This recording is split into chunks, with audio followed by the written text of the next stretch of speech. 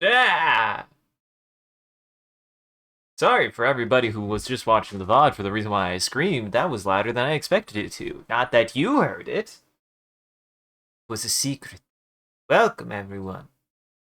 Yes, I'm back to drawing. Yes, I didn't stream this afternoon. That's because I'm trying to more responsibly use my afternoons to do more than continually use them on streaming because I need to use them on other things actually, even when they're not chores. So welcome to the stream, everyone. I'm your host, Isaac MCCanary. I have drawing that needs to be done, and hopefully writing to do later.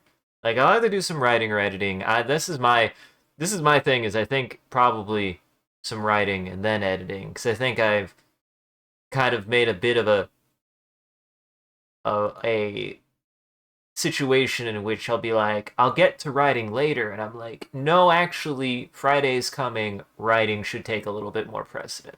So, but there's still plenty of things for me to draw. I was just thinking, I need to work on a map, and this time, I'm gonna do a better job. At the very least, I don't think I'm gonna have that very many maps in this game, but I do want them to like be there. I think maps are kind of like important, and I want it to I want them to not get too tedious. So I think no matter what, as much as I like the idea of hey, here's a map, now you guys annotate it, I have to give them a map that is actually going to not waste the player's time. Because unfortunately, as cool as it is to have that idea, I don't want them to have to like do that. I don't want to have them do that. They don't. That is something that I think, as well as just like I don't want it to be too tedious. I don't want the game to ever get too tedious. But there's a couple. There's also a couple ways I could think to do it. Um, it's 50-50. Either way, I need to make a better map. I need to make a better map than I did on the first map. Whilst I liked making that first map, I did kind of a bad job. There's a couple of reasons why I did a bad job. The main one is I didn't space it correctly. I did a really poor job spacing that map. So, but there's also a couple of other things to draw. So to kind of like warm us up, I think I'm gonna start with maybe a character. I might do a character drawing to start, and then we'll go from there. And then we'll go from there.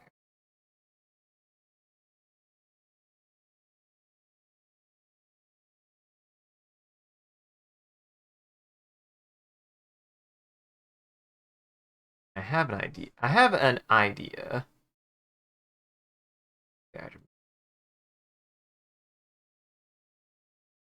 Make him square.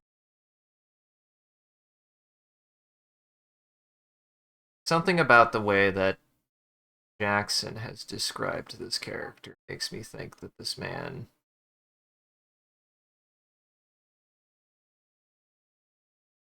very blocky. This is my idea for this, by the way, is I'm gonna make a draft of a character. I'm gonna make a draft of a character. And then be like, if you think that this is what your character looks like, I'll make a full version. And if it doesn't, tell me what you think I could change or what could be different about him.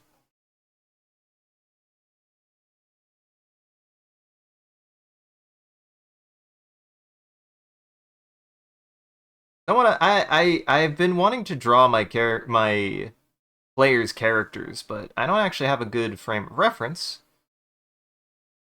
Well, I have an okay frame of reference of what my players' characters look like necessarily.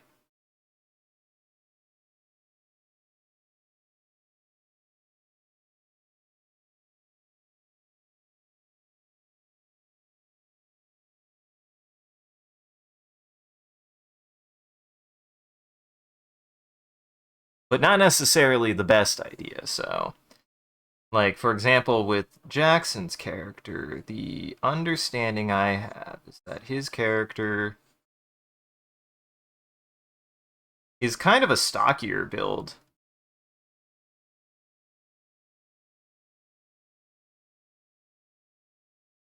Like, maybe surprisingly muscular. I don't know if I want to give him a wide head necessarily, but I don't know. For now I'm feeling kind of a wide head.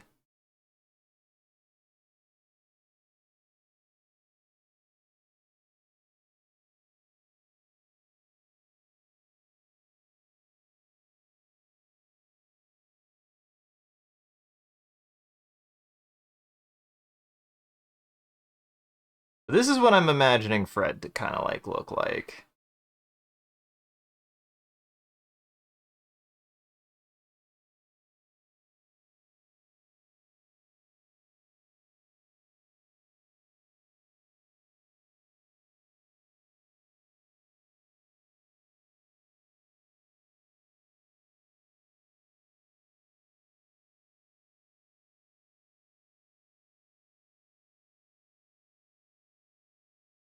Make him bonita. I won't make bonita.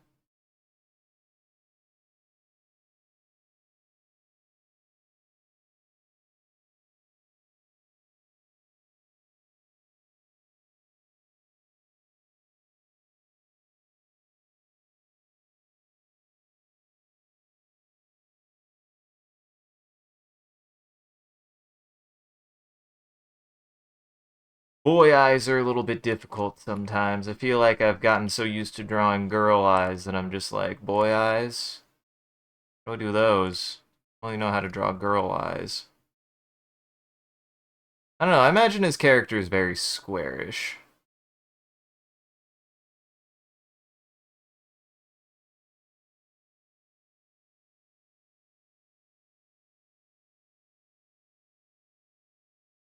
Maybe a little bit of a thinner head, but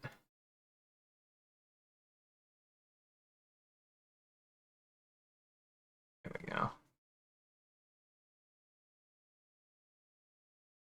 Give him kind of a square head.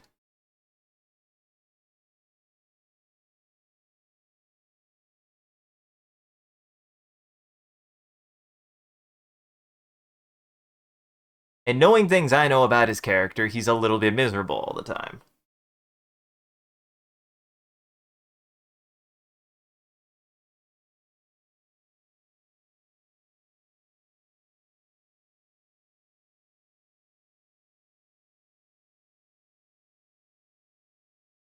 Like that.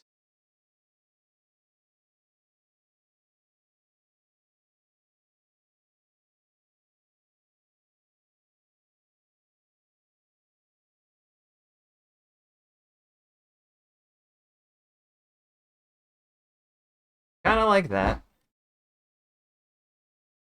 Position the eyes a little bit closer together. Position the ears a little bit.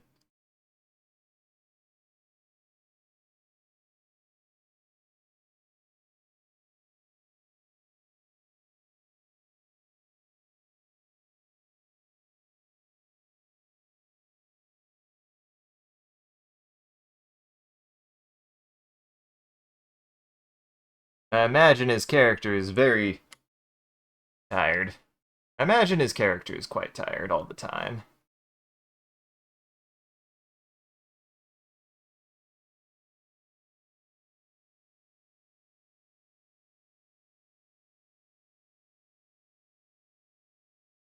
How gaunt do I want to make him look? Do I want to make him gaunt? This is the question. These are the questions that I run into whenever I'm designing a character. Do you think I want this look, though?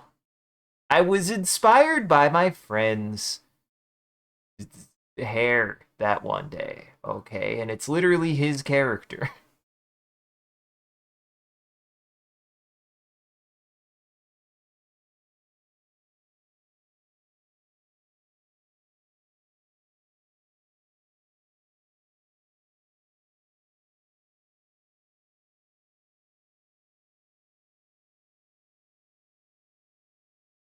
Make this kind of triangular looking.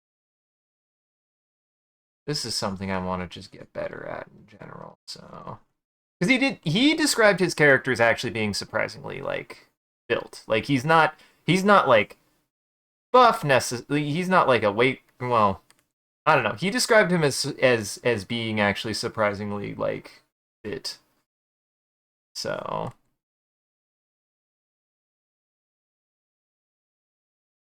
we're going to go by what he said his character is. He said his character was pretty well built. And I like the idea that his hands are interlocked.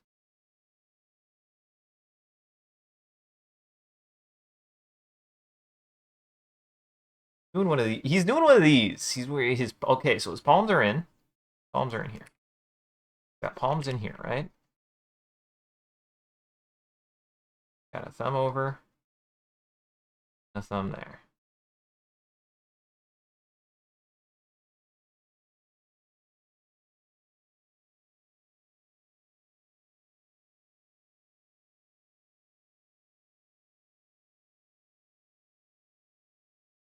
This is gonna be a fun hand to pose to have to draw.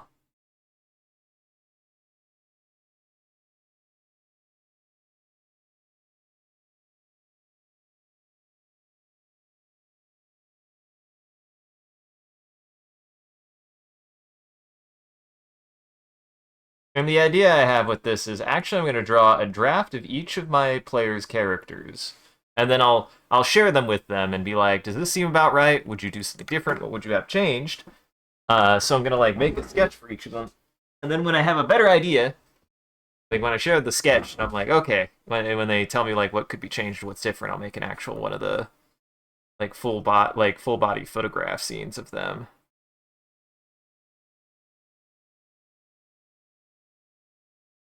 And I'm not going to say who's doing all the drawings in their setting because I do think it's canonical that all the pictures, when a picture is said that it is a sketch versus it is a photo, that means it is a sketch that is in that setting.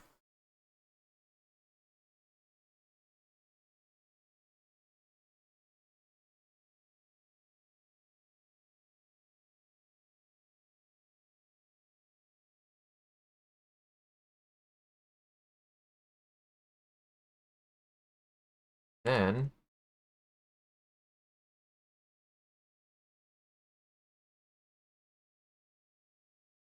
this.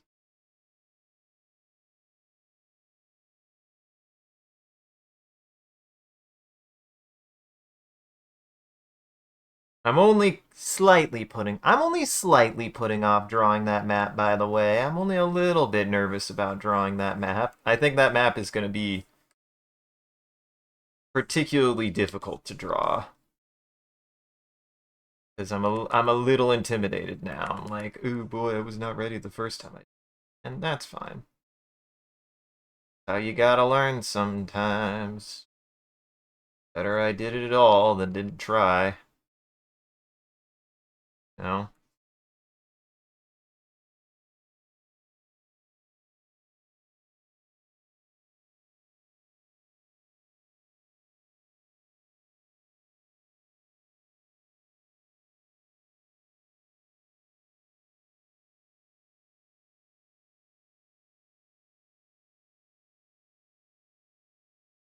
And even though this, okay, so this is what, so here's the thing.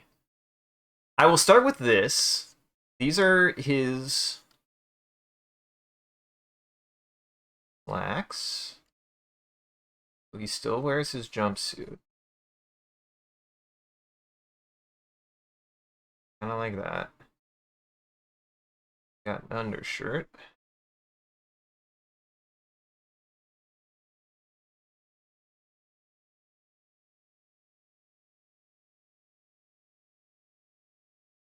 Oh no.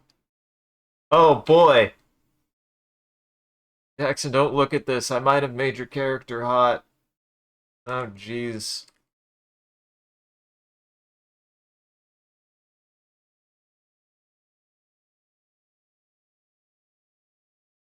I think Karina would be proud. Okay, and if this is okay, if he's like kind of pilot, engineer, always like me some good boot. I always like me some good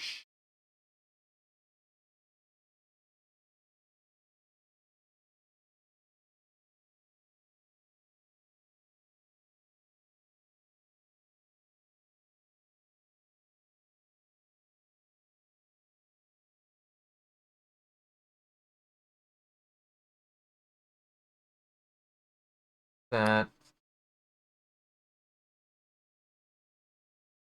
And again, the idea I have that I understand that is kind of like, Fred's whole thing is like Fred is like kind of a bigger but quieter guy.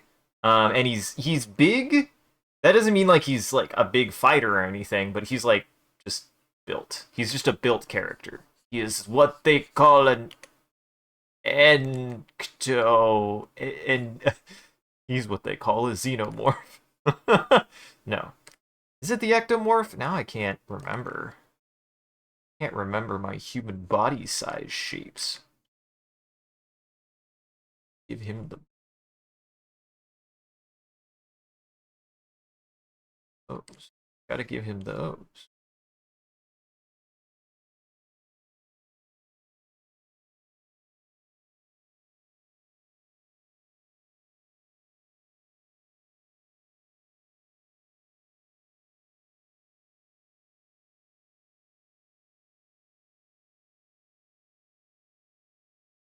Yeah, this is a good warm up.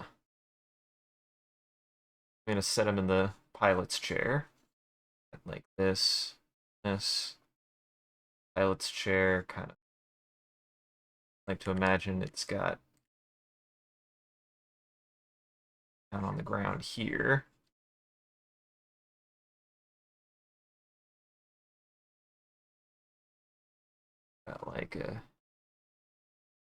Got like a joystick here.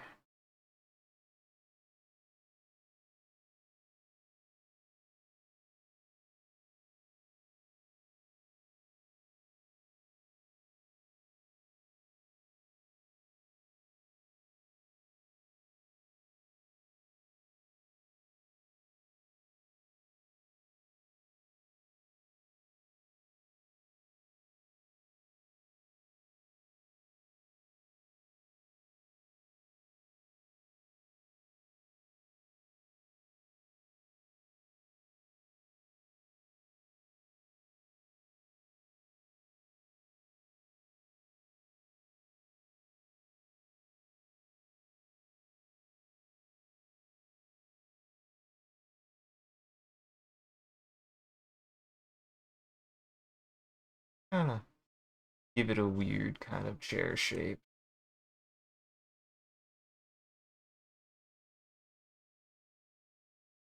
Hey, look at that. Guys, I've proven it. I don't just draw anime girls. I promise. Just a lot of anime girls. It's a difference.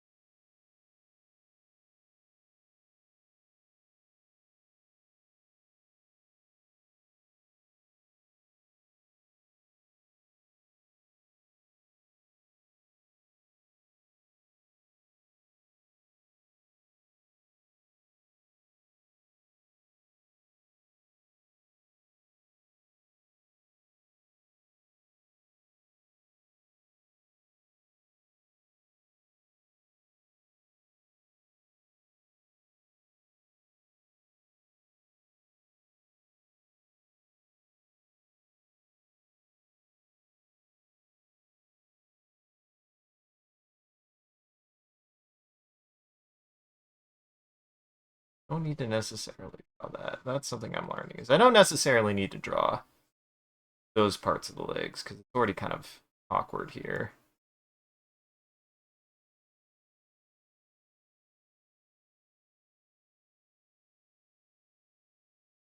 The question is, do I think Jackson's character, do I think Fred would wear gloves? I actually don't know. I do think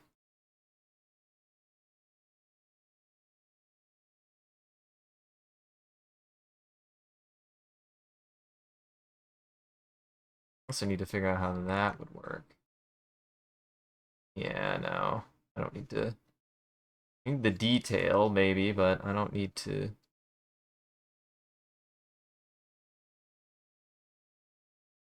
I don't need to go that crazy with it, actually. I just need to establish that he.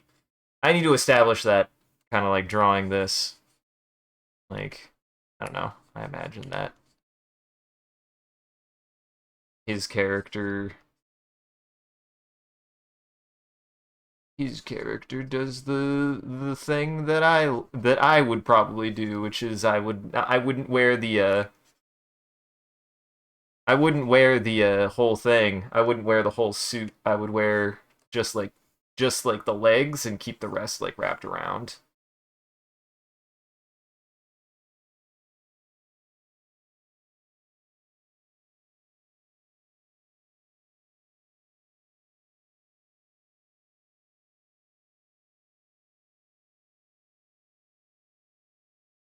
And again, this is just I what I'm going to do. My goal with this is to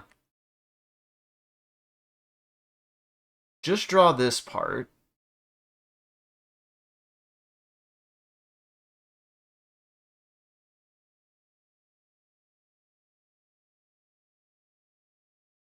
And then I'm gonna share the different drawings I made of my friends' characters and be like, okay, does this seem about right? Would you want me to would it be different? Did I get the right vibe? Did I get the right look?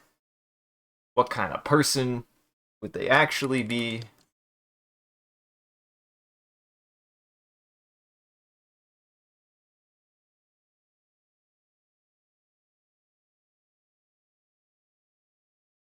Get a little bit there. Imagine.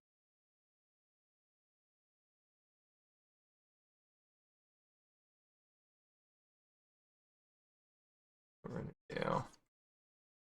I go light.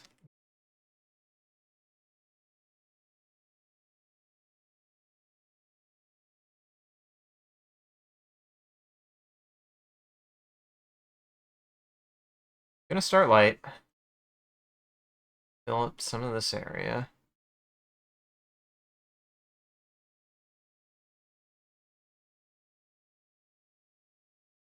Then again, kind of show that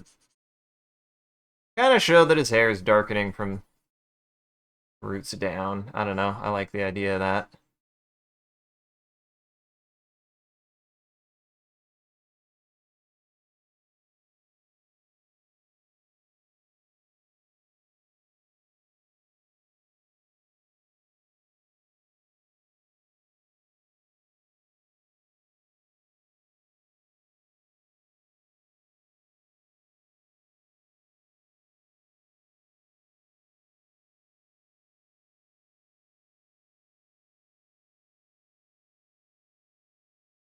Tired.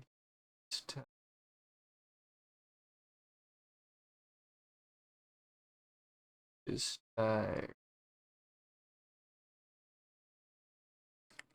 He's just tired.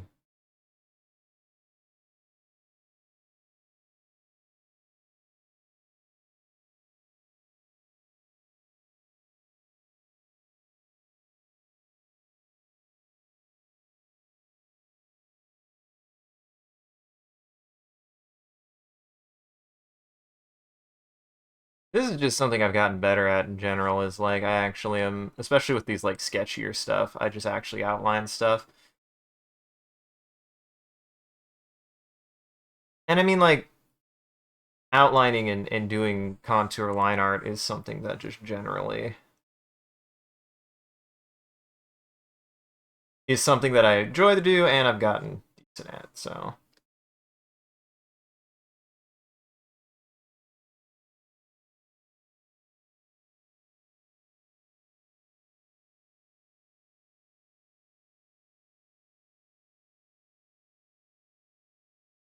it's always the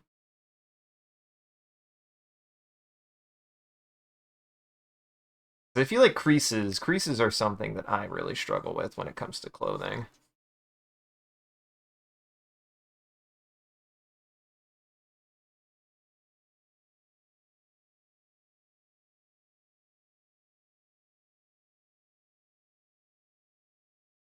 Ooh, I gotta remember what his patch is.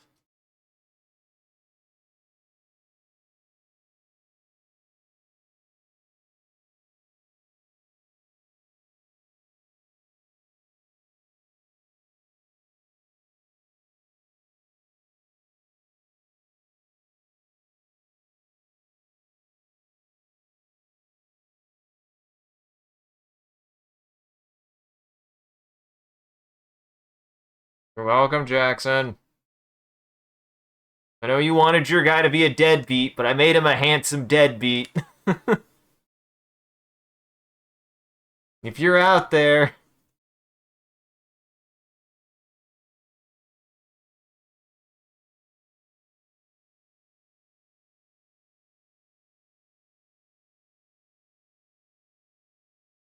There we go.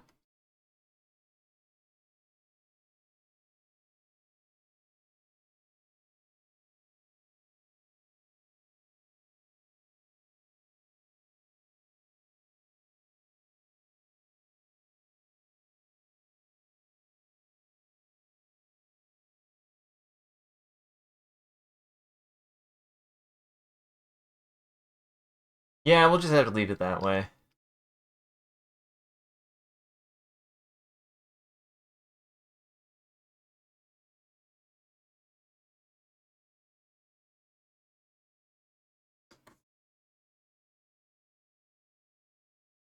Here's what we do. I'm gonna put it in a position where eventually I can turn it into a photo, but now it's just a sketch. I also don't know why that like translates so well to like an actual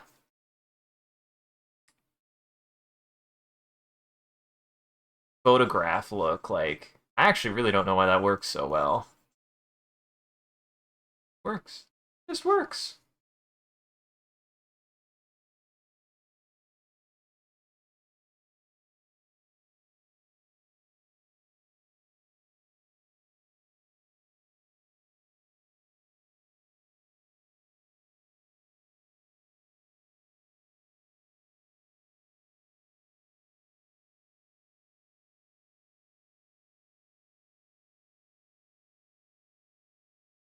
There we go. I really want to capture how miserable his character is. Hey, I want everybody to know he consented to making a very miserable character. He made actually consented to making an even more miserable character before I told him, hey, that's miserable. That's too miserable for me. I settled with this. That said, I was not. I don't think we because like session one was when I actually learned like any kind of idea of like physiology or anything. I didn't realize that he was making kind of a stocky boy. Jackson was playing a stocky boy. Ain't nothing wrong with that.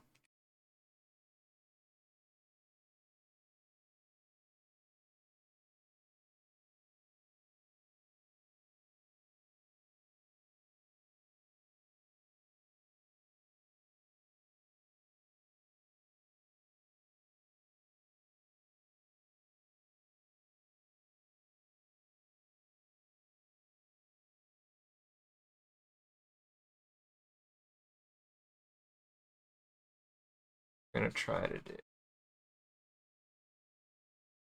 lighten that up a bit.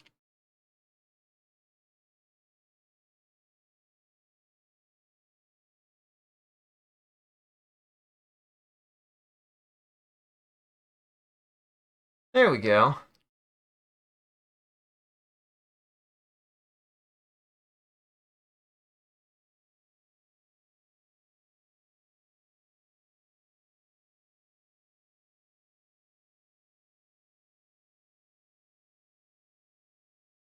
France, France, Fred, you handsome lad. Fred, I didn't realize you were so handsome. This is my problem. I can't help but make some character. I don't know how to make an ugly character. I've never made an ugly character before. It's been a long time actually, but I'm sure I've made unintentionally plenty of unintentionally uh I'm sure I've made plenty of unintentionally ugly characters.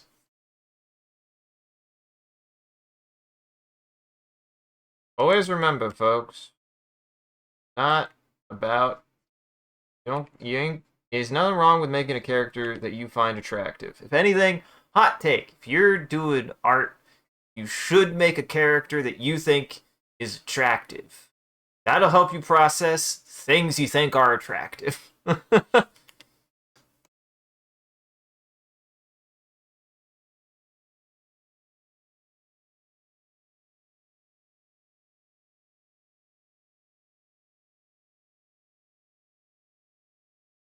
I'm here to stand. Let the artists be horny. Let the artists be horny. They have a hard enough time. Artists have a hard enough time. Let them be a little horny.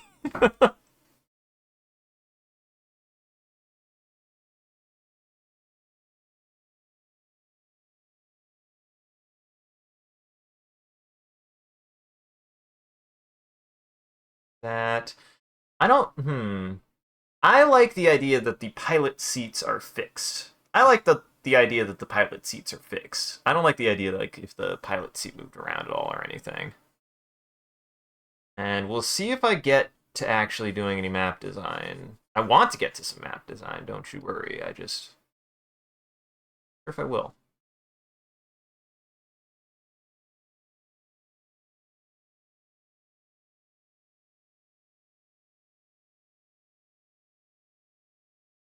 I want to take like this actual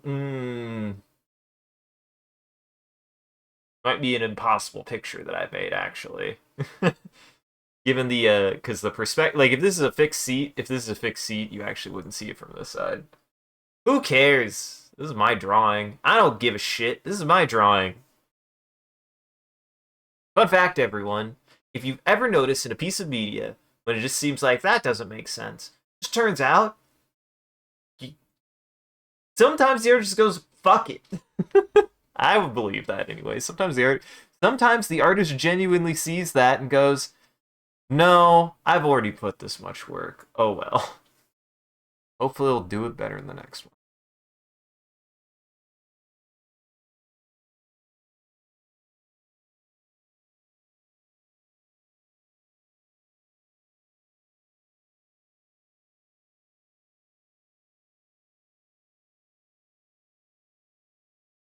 I will say, as far as like muscle tone and everything, though, this is like one of the better ones I've done. Cause like thinking how muscles attach, thinking how muscles attach.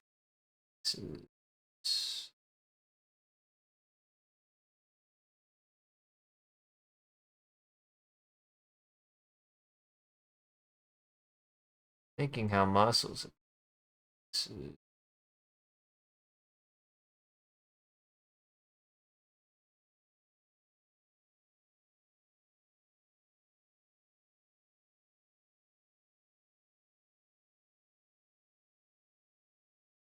Speaking of how muscles.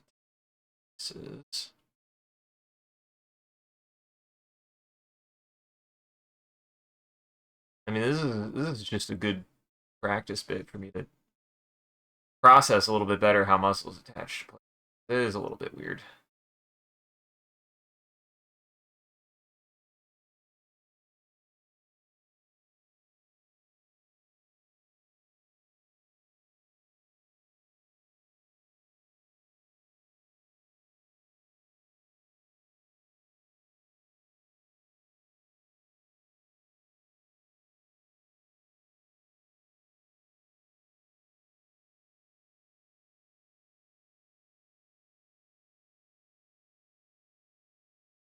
Uh,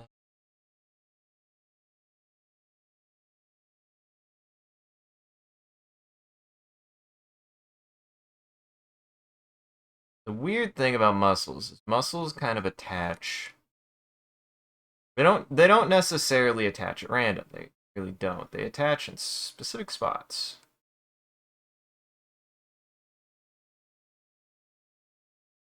and they kind of overlap. They're like you have specific muscles for specific areas. I'm trying to think about that a little bit more.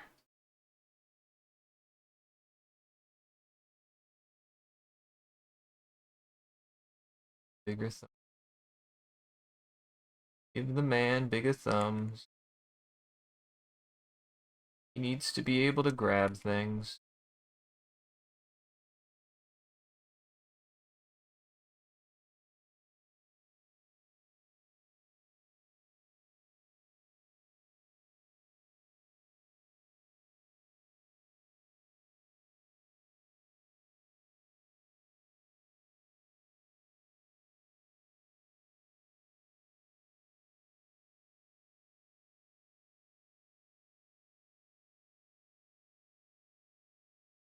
There we go.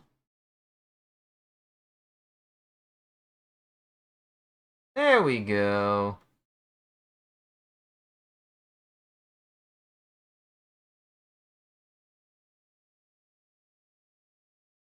Oops.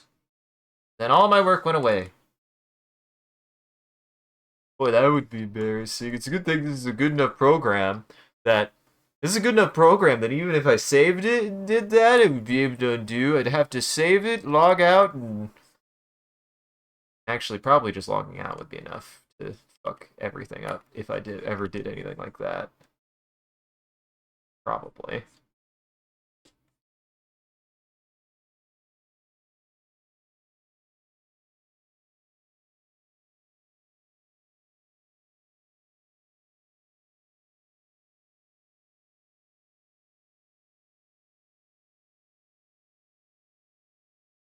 I am excited. I am excited. I was not ready. I was not ready last Friday, but this Friday or Saturday, depending on when we decide to play, I should be much more prepared. Like I said, I don't know if I mentioned this earlier. Did I mention this earlier? I want to. Yeah, after this, I'll probably do a little bit of writing before I do a little bit more video editing. I'm trying to keep up with the video editing. I'll admit, I get a little discouraged. I got a little discouraged about video editing, but that's because platforms I'm using are kind of broken, and I'm still assessing what would work best. I'm like, part of me's like, if I start using that, you know what? Maybe I should start using it, because the worst that happens is that it ends up doing what everything does, where I finally decide to use something and then people stop using it. But hey, that would mean TikTok would die. I don't know. I don't care. I just don't care about TikTok. I don't want to pick up another platform, but if it's I just need the platform where growth is still happening. I just don't know where it is now. That's what I'm kind of like looking for. Like me, Blueski a little bit, but Blueski's going a little bit slow. Blueski had that big, exodus, and I've been here before. I was at Vote. I was at Vote when it first appeared, and then it turned out to be a kind of shit. Um, but at least this is different.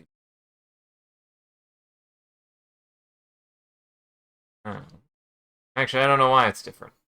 I have no idea why it's different.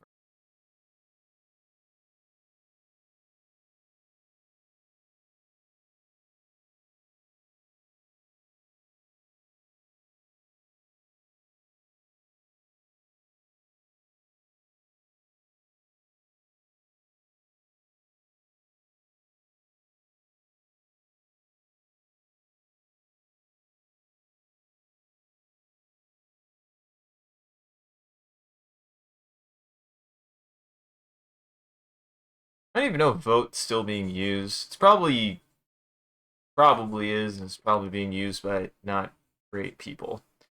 But hey, that's what happens sometimes.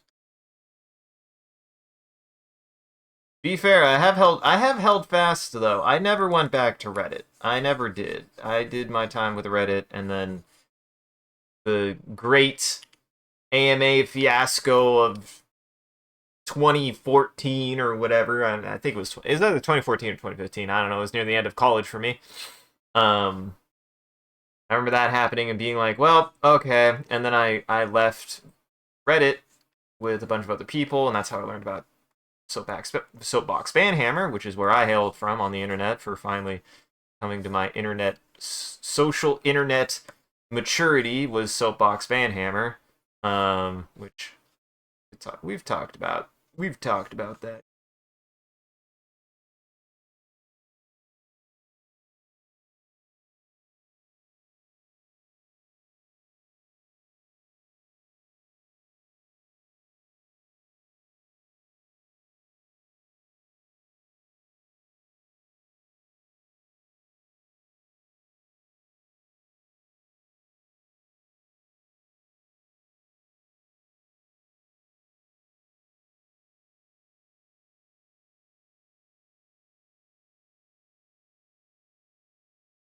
Vote was an attempt at kind of like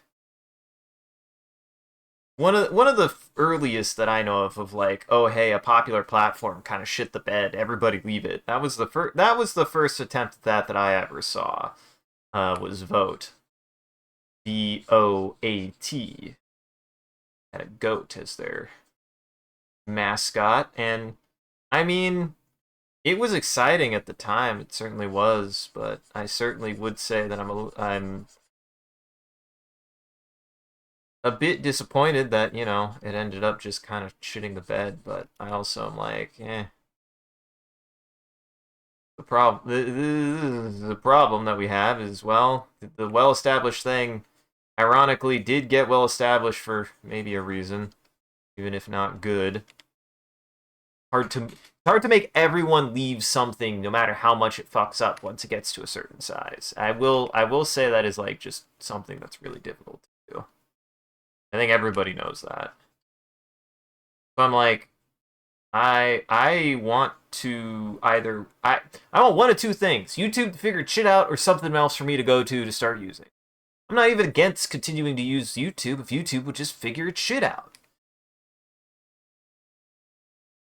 You know, granted, I made my own mistakes trying to figure out how to do any of this stuff online because I didn't know how to make my I did not know how to make my I didn't have guidance, and I didn't know how to actually make myself popular, and I didn't know how to make myself grow. And it's something I worry about a little bit, is like how to do that.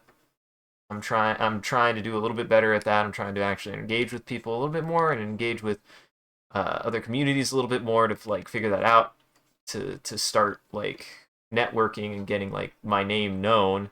But it is something I think about. It's something I was thinking about today, where it's just like, I noticed YouTube has been a little bit futzy recently. It's been on my mind. I'm just like, well, like I looked, I was like, is there any alternatives? Is there anything? Is anybody else concerned about this? Is anybody else looking for answers? The answer is not really, which I'm not saying I'm surprised, actually. I'm just saying, eh. I'm just saying, nah, I'm not surprised.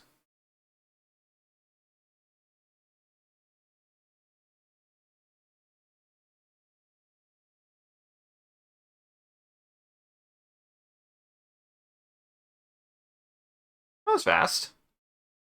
There's one Fred. There's one Fred.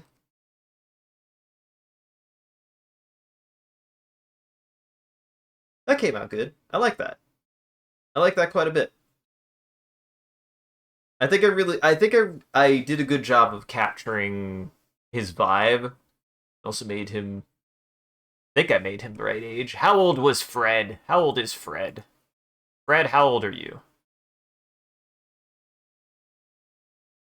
Is this a believable? I want to say he was in his late 30s. If this is his late 30s, definitely. Where's your goddamn? Fred's pronouns are helping me.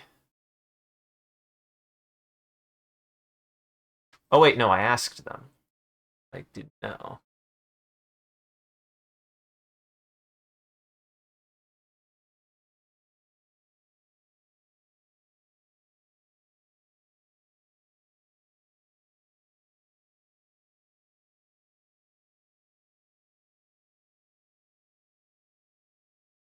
I asked them what their ages were. The question is can I find it?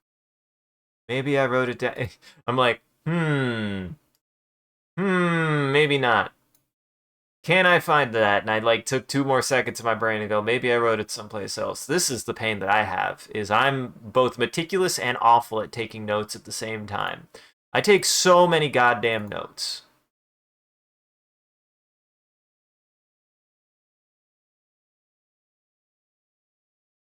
Oh, I thought I wrote down his age.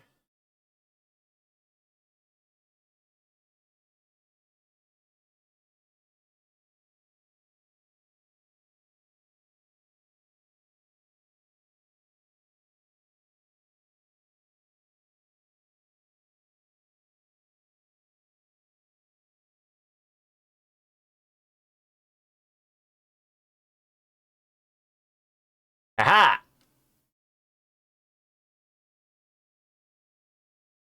Does this look like a believable 37-year-old? I think this looks like a believable 37-year-old. Personally, this is a believable 37-year-old.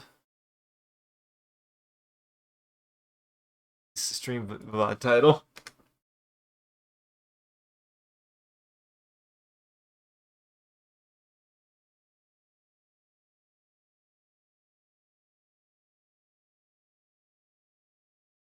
I like how buff I made him. I genuinely do. I think making him a little bit more buff was the right move by Jackson as well. I think that looks good.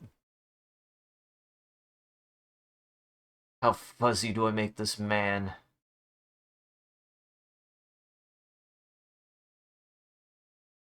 This is the real question. How hairy do I make this man?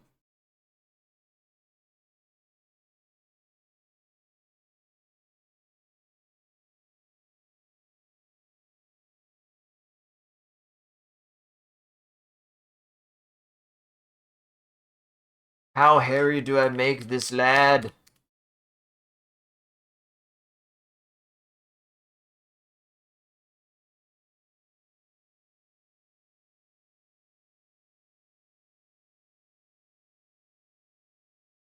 I'll keep him. Yeah. I'll keep him for now. This is gonna be an awkward question to ask Jackson. Jackson, how hairy is your character? What's your character's body hair count? The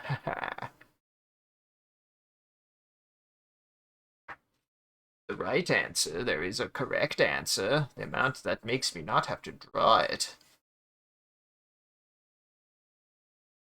Like having it, I don't want to draw body hair.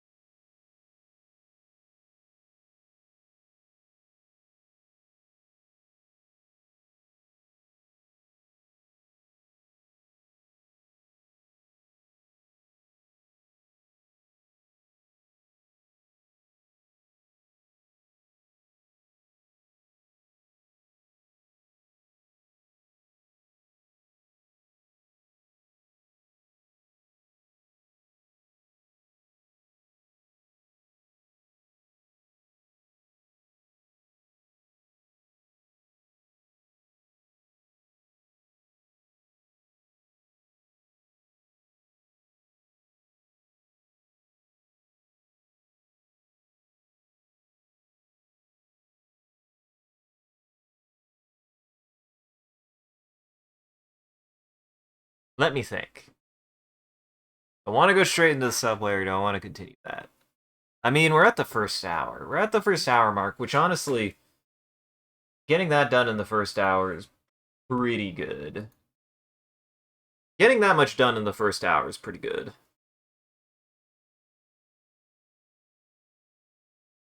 Getting Fred's character done in the first hour is quite good. God damn it.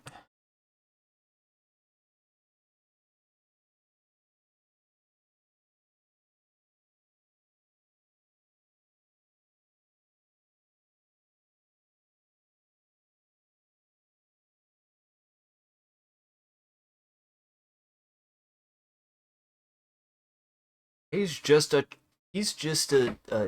beefy sad boy. He's just a beefy sad boy. It happens.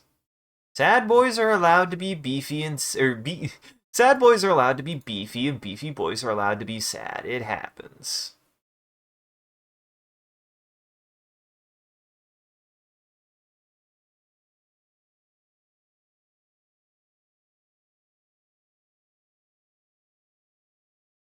Oh, why did that take me there? Don't worry about what happened. Don't worry about what happened on my end.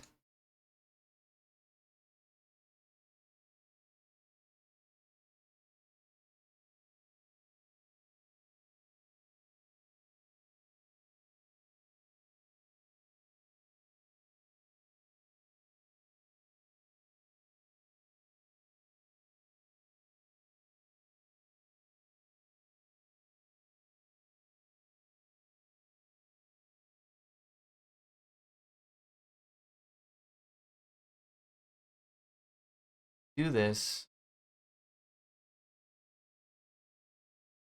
Now, Sean's character, I imagine, being a little bit more wiry.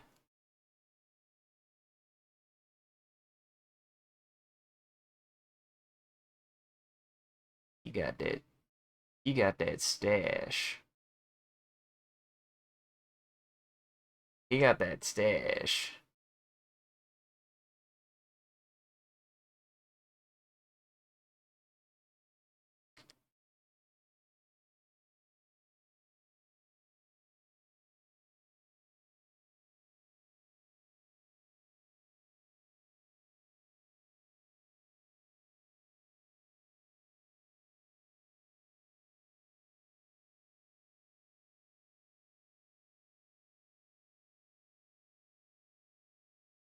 Now, Sean's obviously the smart character, so he has to have glasses.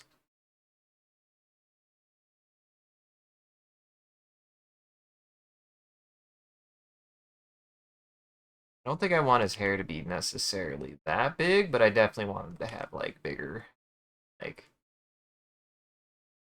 curly hair. And he said he was kind of, wiry.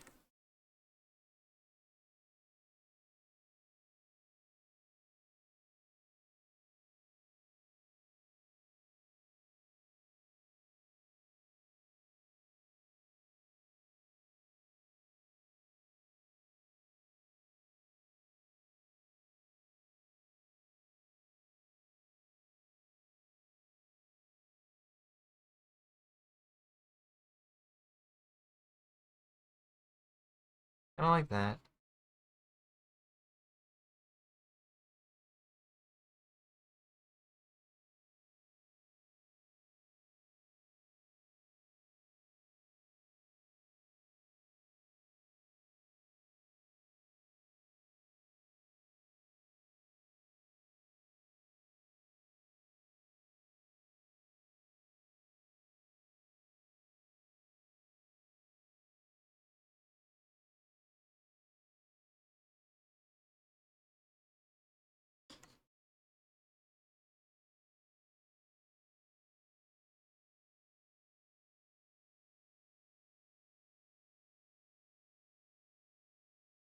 Don't know what kind of glasses I want to give him yet, but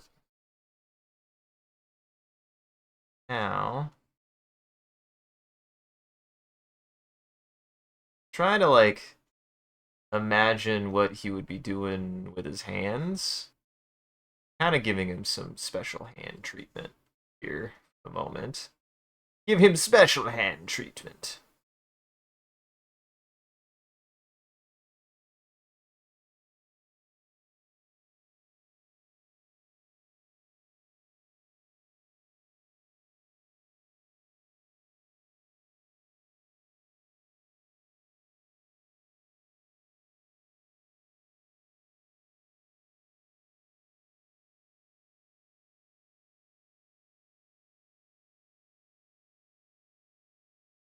I definitely like this hand that I've given him. I like this hand that I've given him right here. This hand is fun. I want to keep this hand.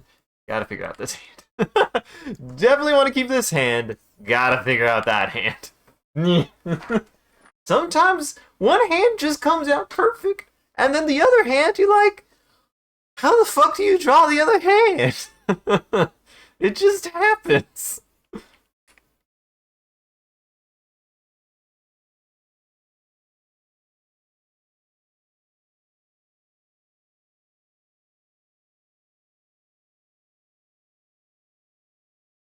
this back.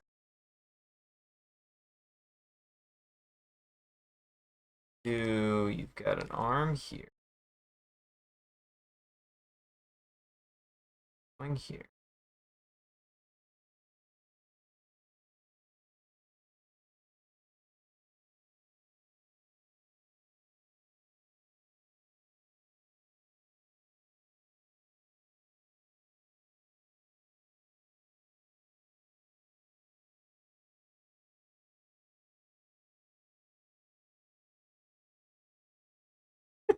Ah, shit. I got boob and butt in the same picture. Sean's gonna be so mad with me. Oh, ad.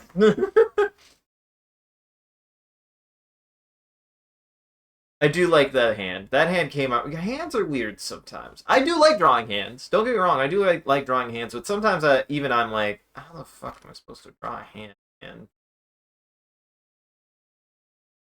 how the hell do you draw a hand, man? Like they can be challenging. They can be difficult.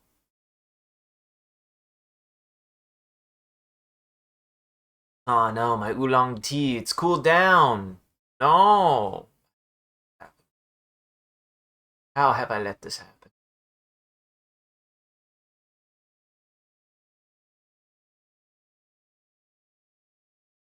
How have I let such a thing? One of the things I gotta get better at. This is something that I get better at. That I need to get better at. That I find that I do a lot actually. That is not good. Is oftentimes I'll kind of smush things together. I'll smush body parts together. As you can tell, the legs are kind of in a weird spot. I'm trying to get better at that. And actually, the way that that works is getting like shapes and like kind of fudge moving them around until you put them where you want them to. And that's why you got to draw light. You got to draw light and then start thickening it up so that way you can solidify it. But that's something that I particularly kind of have a hard time with. But if I remember Sean's character correctly, he kind of described him as being a little bit wirier, and then something about like we were talking. I don't remember what we were talking about, but something about something he said like it got brought up. Something got brought up about Brian David Gilbert, who we love. We love Brian David. We love Brian here. Brian, if you're still here, I haven't stopped thinking about you. Never will. No, actually, don't. That's a joke. I promise, Brian. I wouldn't actually be that guy. No, I promise.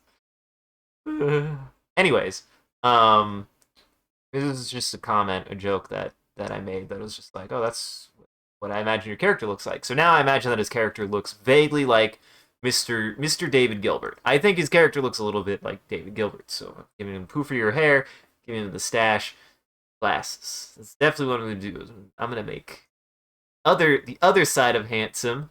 I know you'd like. You can't see it. I winked. Oh, I'm blinking. I can't wink on command. It's hard. Nope. Nope. Nope. No. It doesn't let me on command. Oh, there I went. Oh. I can do a lizard blink. If I wink, I close both my eyes at the same time. Oh, there I go. That was for you, Brian. Welcome back, everybody. You didn't miss anything. I just tried to make myself wink. It's fine. But something I want to get better at is that I feel like I have a bad habit of sometimes drawing a character, drawing something, and kind of squishing him down a little bit too much. When I need to draw all the parts, I just need to draw all the parts very lightly, regardless of where.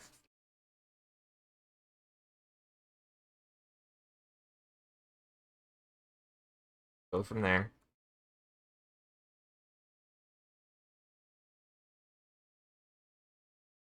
Get the shapes in the right spots.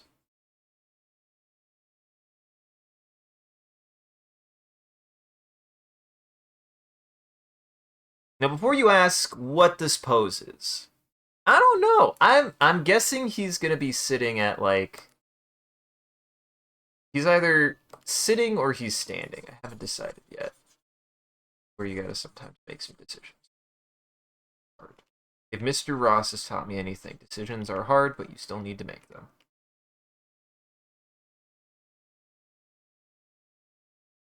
Decisions can be difficult, but they're still a part of life, so you gotta make them.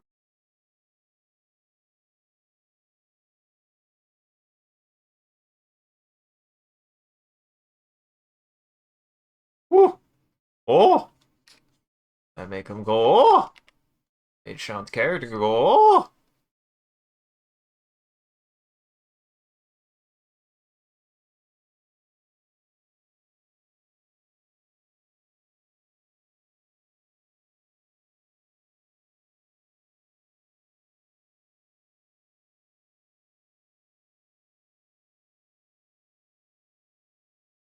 I definitely want there to be...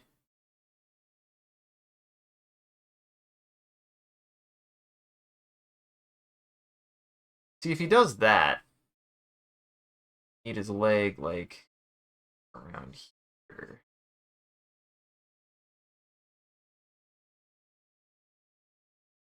I do, like, table this.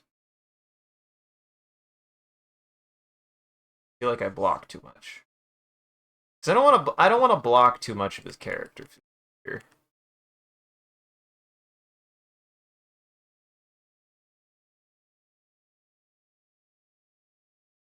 But I really like this pose, so I'm figuring it out.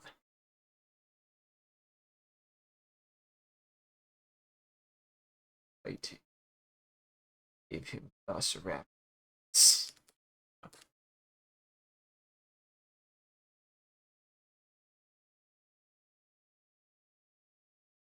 That doesn't happen till later. That's spoilers.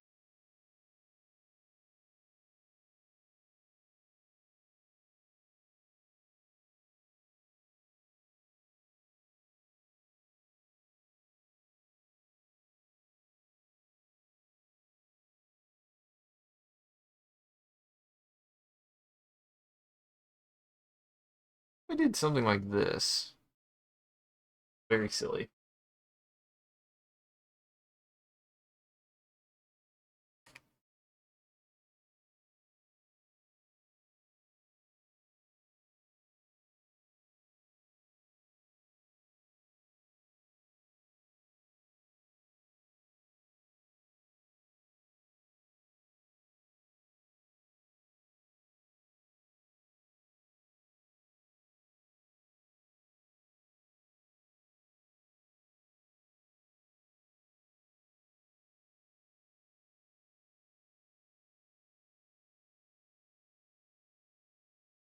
I definitely want to keep this hand.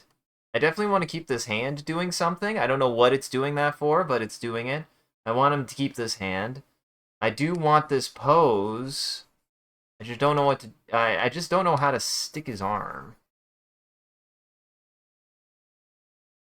I got kind of a weird angle here going on. Is part of the problem. I got a little bit of a weird angle going on. Not helping.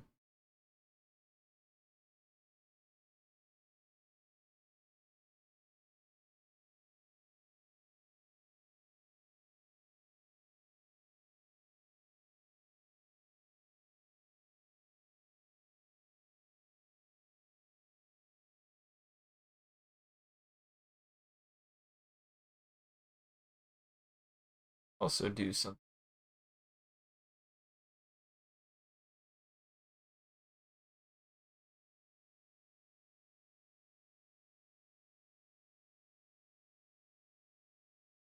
Drop his shoulders a little. Me. What direction this is going. Sometimes you just gotta move stuff around until it works for you.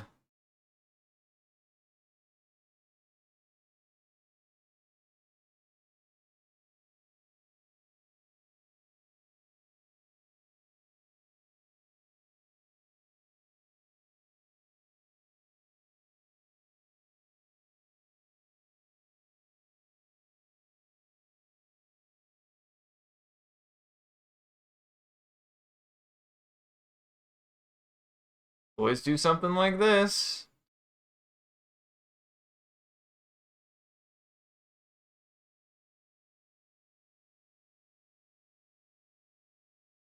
Could always do something like this. That's not a bad pose. Need to move his head, honestly. If I move his head around. So let me just take your head, Sean. Hold on.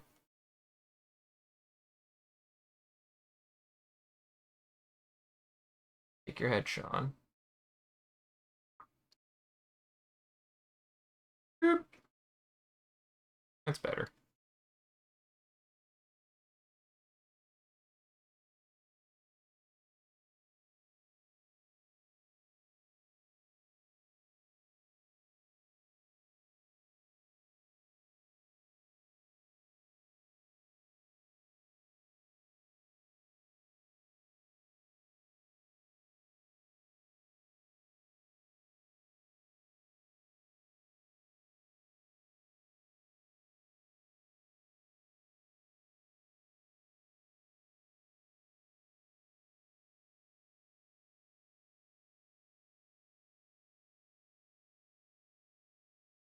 And I do think his is like zipped up. He seems like kind of a professional.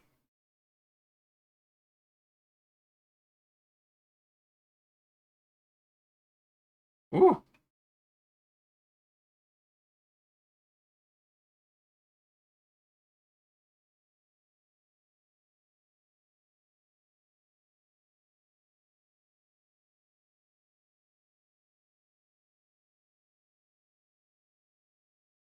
Well, he's 40 years old.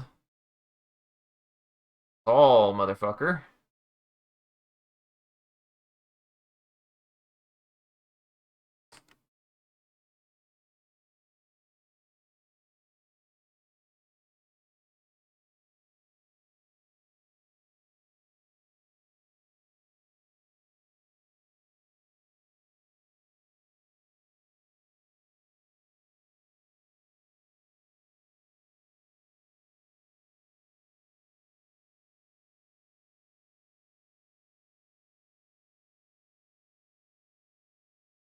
Oh man, I made Wario and Waluigi. That's what I did.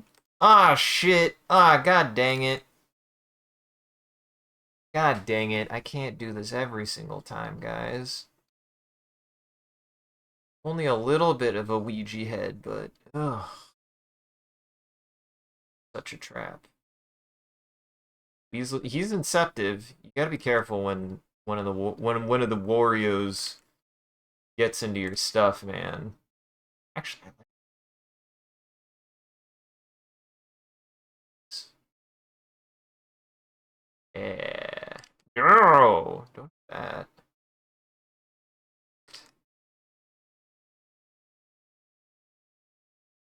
These are kind of cool glasses, actually. Kind of cool glasses, actually.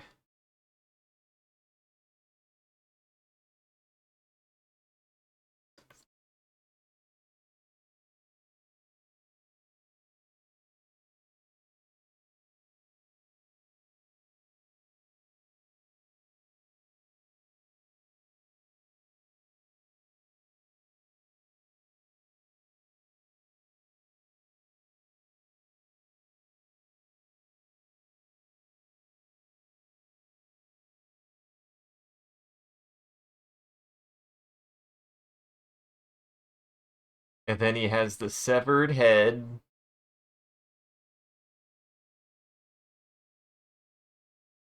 This is fine. No, he wouldn't have his helmet off here. Man, I really like the designs I've settled on for my friends. They look good. I hope they like them. That's why I'm like, I'm gonna draw these like kind of generically, so that way I'm not making too many like exact proportions or anything in case they want me to change them. But I think this is close. I think this is close to what they were envisioning.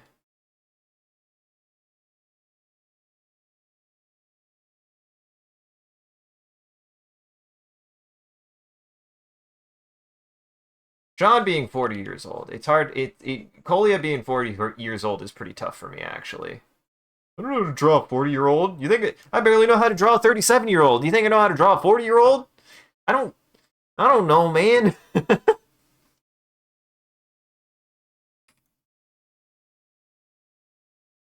Can't remember the last time I interacted with somebody 40 years old.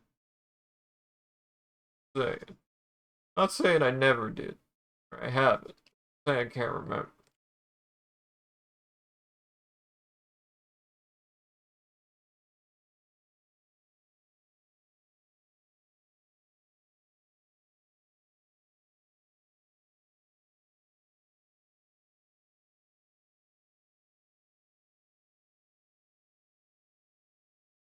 Say like kind of bigger.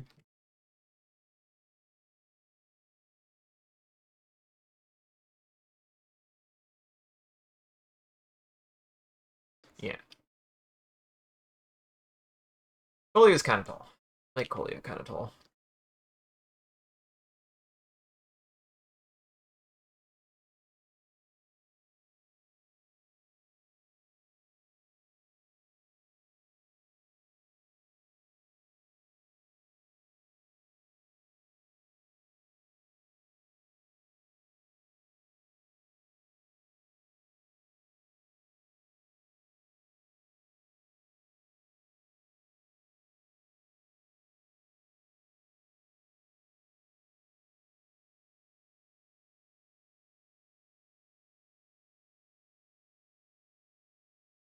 Sean the Faint. I'm giving Sean the fancy glasses. His character got the fancy nerd glasses, cause he's a fancy nerd.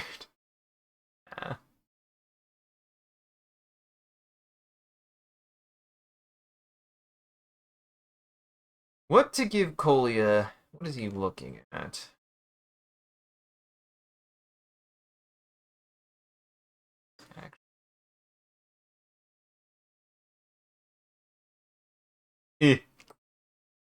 No.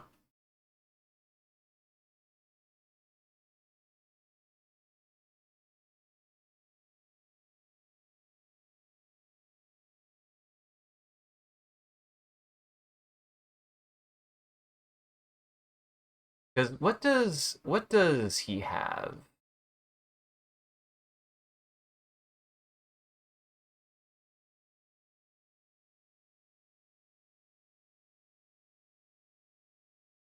I also should look up scrubs and like give like I think that everyone still has like this kind of uniform look. Like everybody has this uniform jumpsuit look. But like his has like more of like a scrubsy kind of texture and material to it. So I might look that up. Oh, he has a Geiger count. Oh, that's perfect. Well, not really actually. Counter cam lights.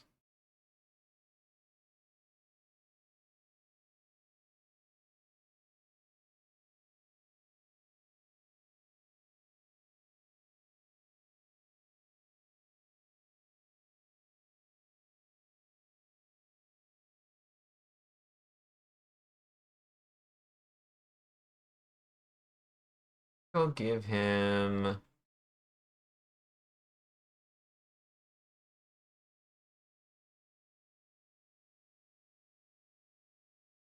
There's a big syringe. It's space. Big stuff in space. Everything's bigger in space.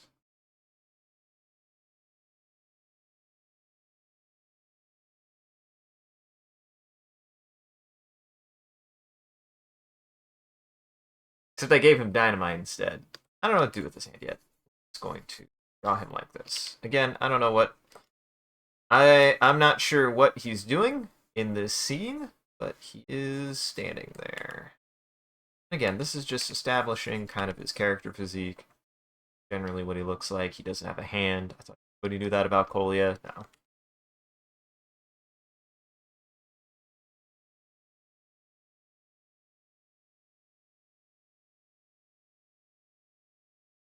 I'd say he probably has gloves.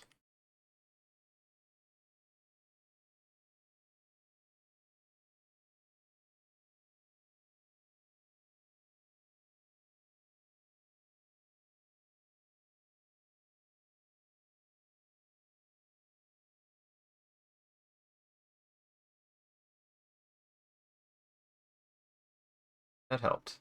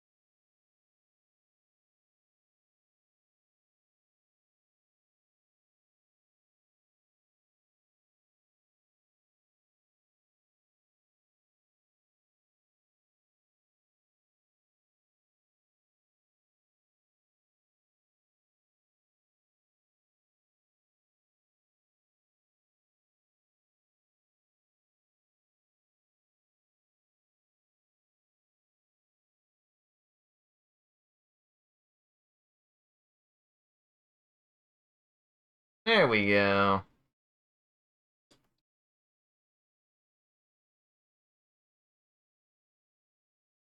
Yeah, I like that look for Colia. That looks quite good.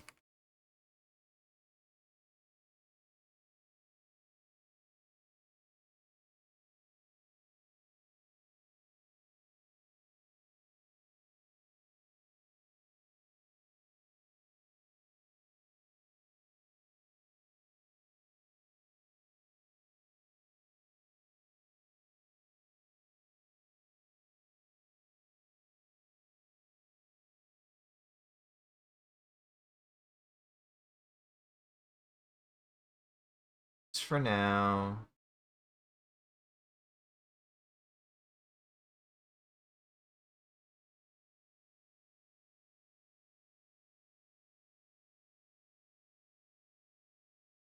Always one of the toughest parts with me when it comes to feet. But sometimes you just gotta fiddle with it until you're happy with it.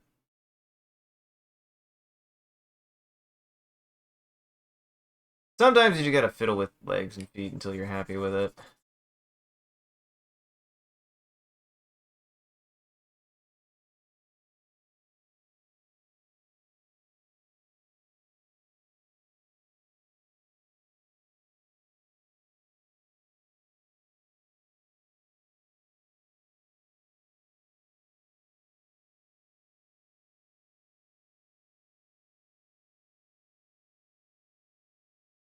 This is the problem child. This foot is the problem child. Wait, hold on.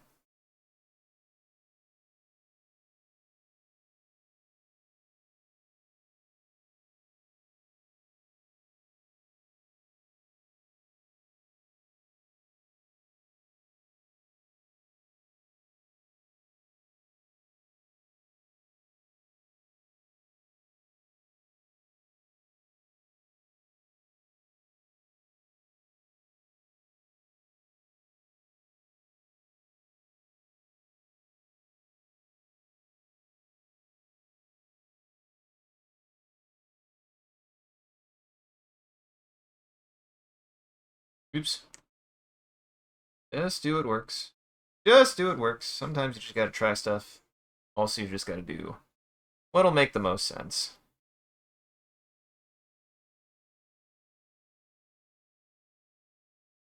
Can't overthink it too much. Can't overthink it too much, or else you'll get stuck. You wouldn't want that to happen.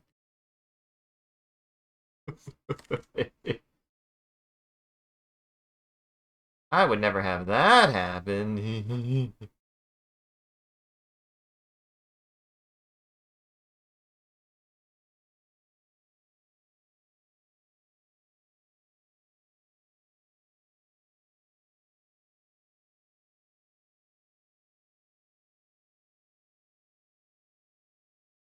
Or like that, maybe. Don't know what I'm gonna do for the shoot, but definitely something like that. Go like that. Around there.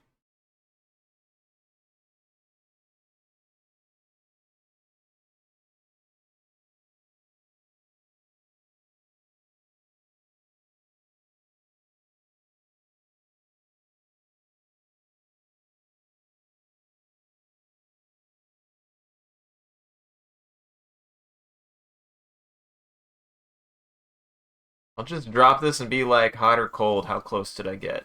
Just like, not even like give more context, but be like, how close did I get? Is this about right?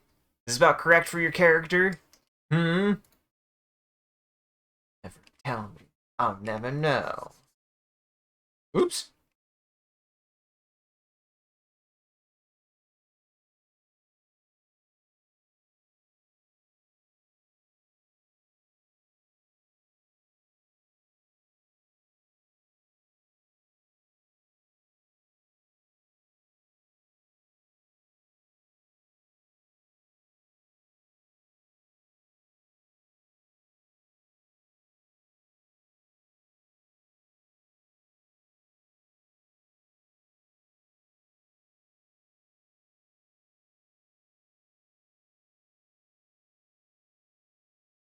something like that.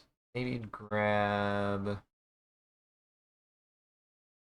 I want like. I was thinking about maybe doing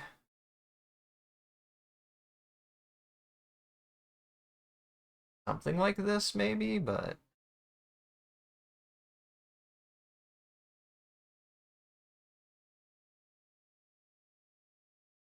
I don't know. I have no idea.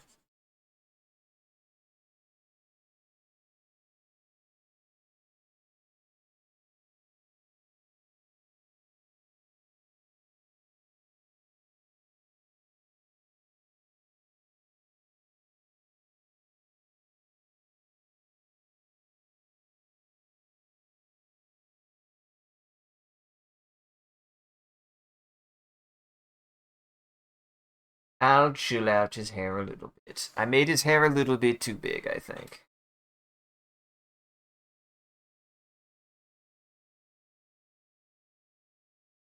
Unless he wants his hair big. I don't know how big he wants his hair.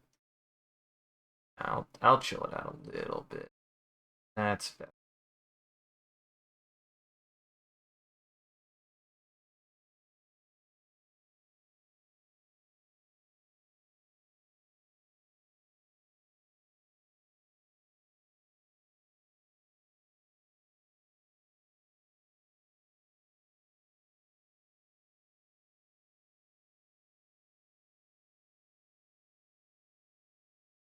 Or how big his brains are. No idea how big Sean thinks his character's brains are.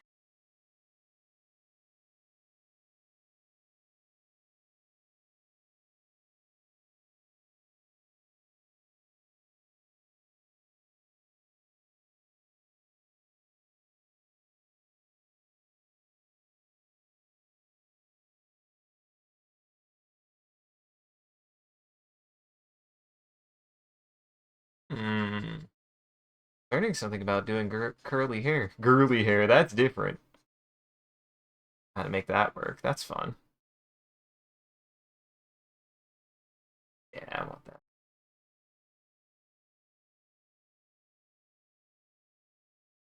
Do like his kind of like skinny tall head. That. Why?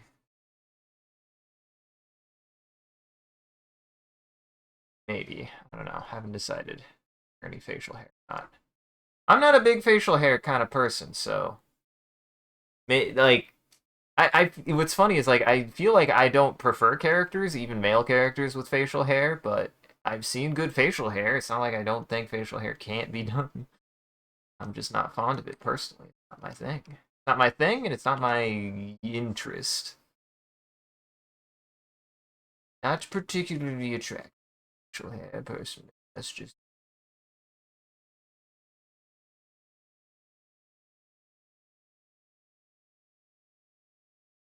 nothing wrong with that. Nothing wrong with having facial hair. You do.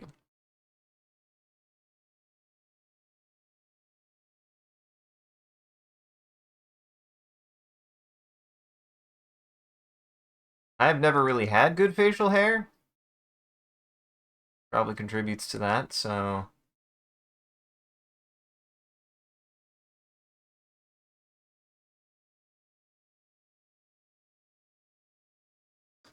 that's perfect. I like that actually quite a bit. I like the way that came out.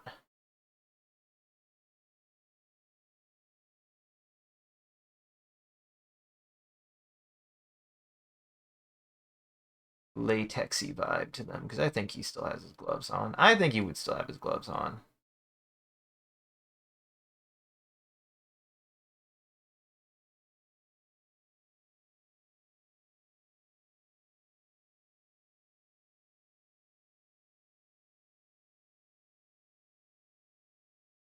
I don't know what this pose is. Drew this hand this way. I dedicated to it. Now I'm like, I don't know why I drew that.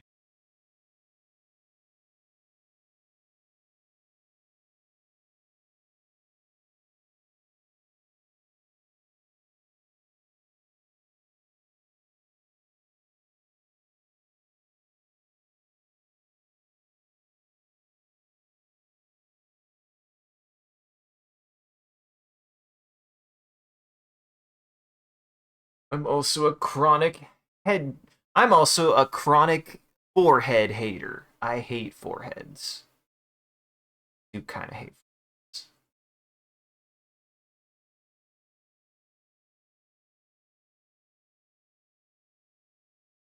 Try this. Position stuff.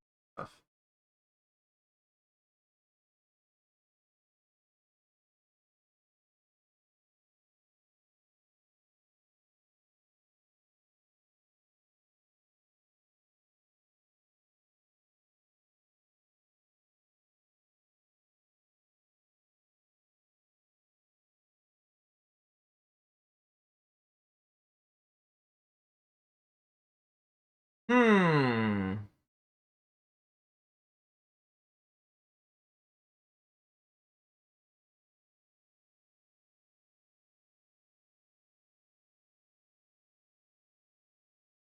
I like a lot of the shapes I did. Just don't know what to do with it now.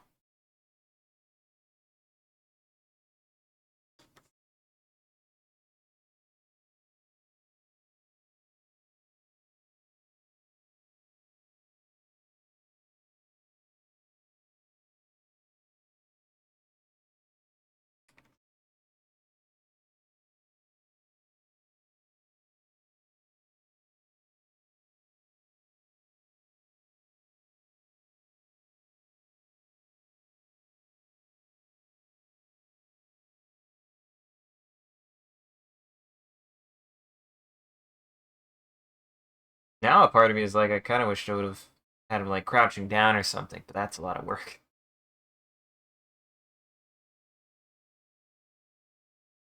Like, I got him crouching down. Probably do something like this.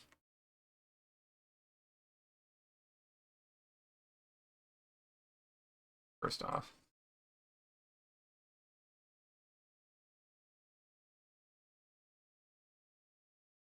Yeah, if I was to get him crouching down.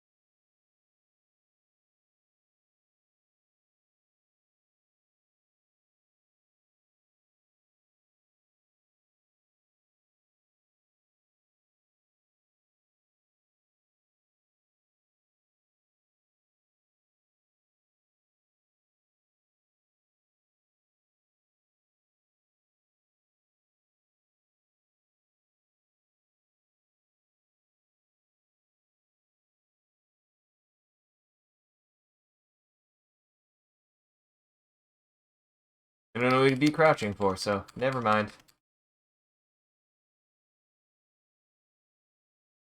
This is the tough part. This is the tough part for me. I also need to make this hand a little big.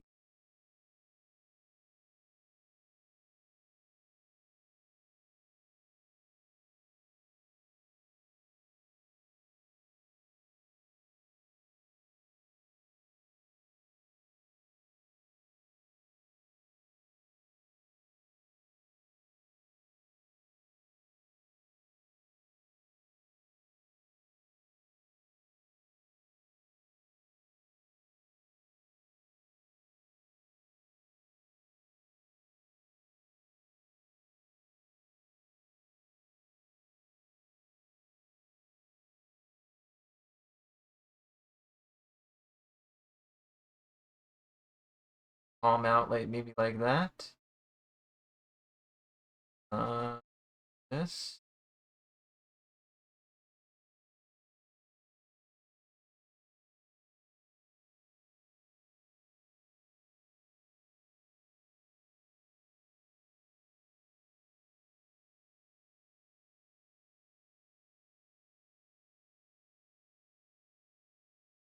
You like that? That looks better at least.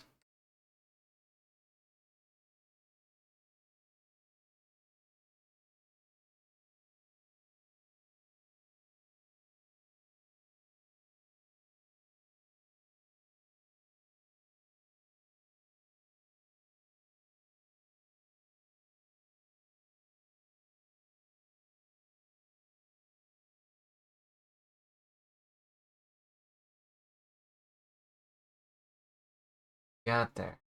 Yeah. Had to try stuff until it worked. Sometimes that's what it takes, is trying bullshit until it's not bullshit no more.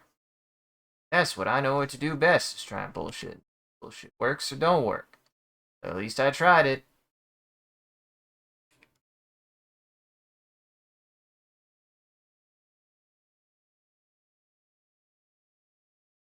Trying things until they do or don't work is just kind of my specialty, I would say.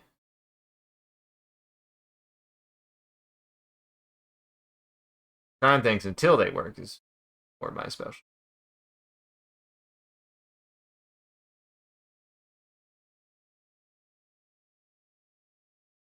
Yeah. This is kind of what I imagine Colia looking like. Actually, I think that's believably 40 too. I think that's believably 40 as well. Not 42. He's only 40. Yes, gotta love tabletop. Being able to play our fantasy of being an older age. I mean, I want to say my first character I made like mid to late 20s, and I was 21 or 22 when I played as him. I want to say, boy, after that died, but out here in a minute.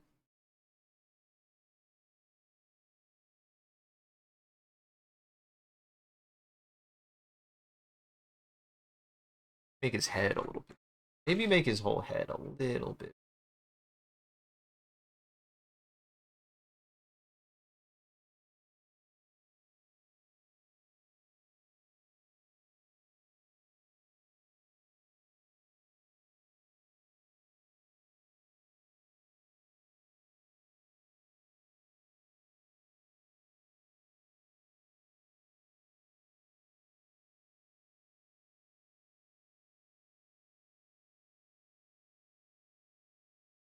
And a little bit more.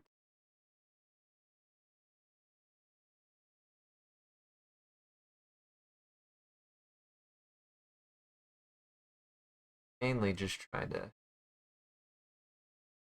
get a believable hair size.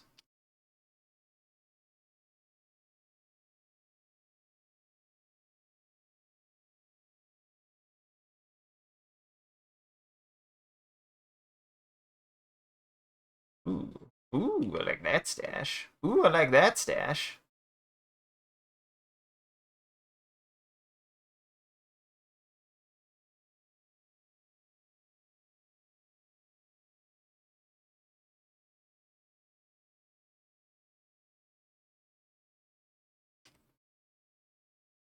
To make sure he's extra string, which is. Oh, oh, oh, oh. There, perfect. Exactly. That's it, right? That's exactly it. No. Like a nudge. Like a nudge.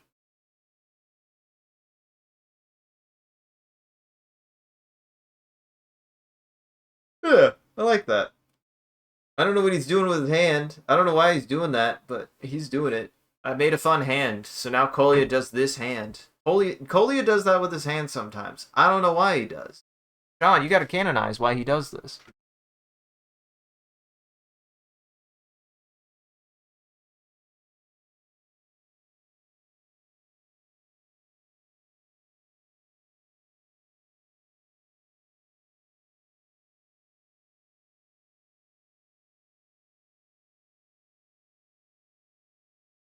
So, no?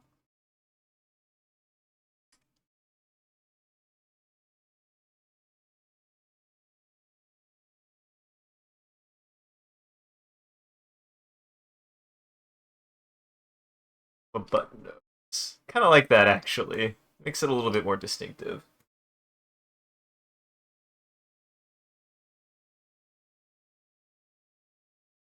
All right, that's good. Honestly, I like that. And these are going to stay sketches. I want this to be like a okay. This is what I think your character looks like. Now tell me how close I got. Was I close? Was I completely wrong? If I I mean, like, I would like to know if I got it completely wrong. Definitely. I want to. I want their official pictures to be good. I want them to be good. Let's say.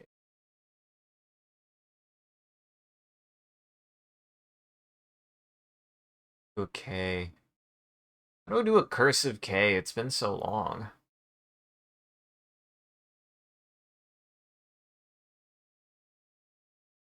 Like, I know how to do cursive, but for some reason I forgot my K. Wow, how did I forget my K? Not even that bad. Like one of the easiest.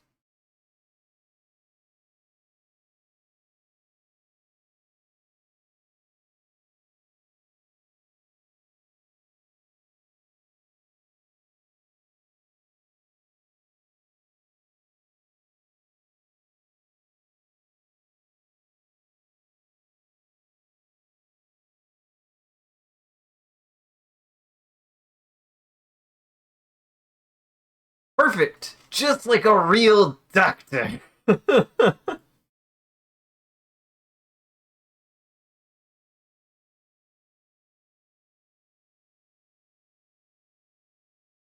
Folia.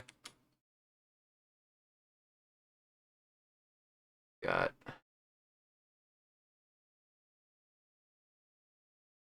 We've got.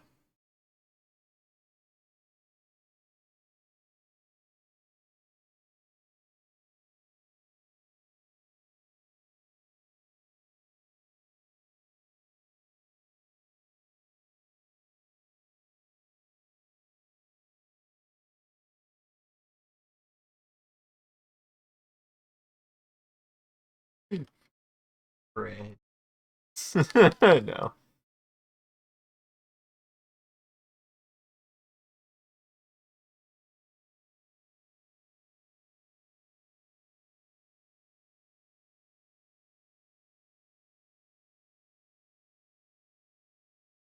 I'm actually trying something here. I'm like, how would they actually write out their name, maybe?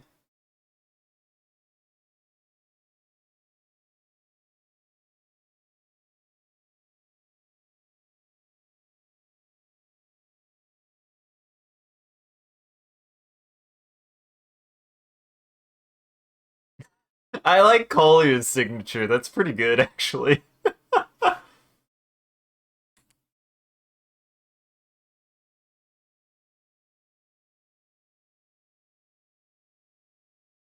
And now, I need to make a sketch of something. So, here's what we're going to do. I'm going to work on. Yeah.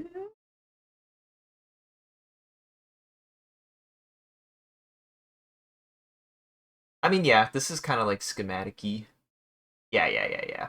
Well, this is like station stuff, base stuff. Okay, here's diagrams, actually. This aesthetic, right?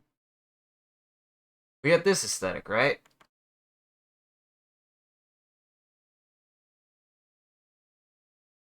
Oh, I don't know.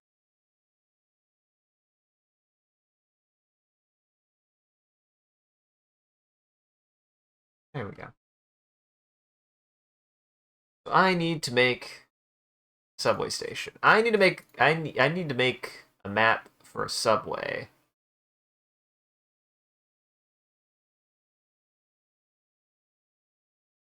Thinking about where they come up.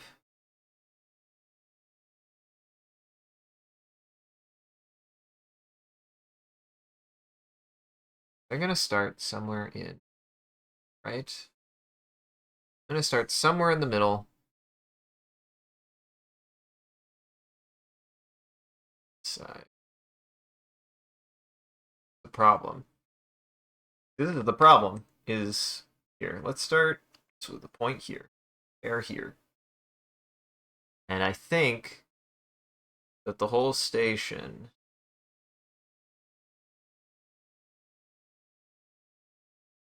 I think what I'll do is I'll make like I'll make 2 or 3 floors. So we got this floor.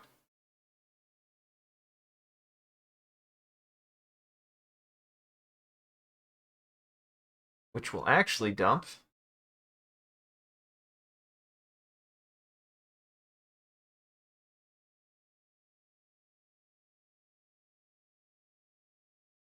here. Got here. Okay, yeah.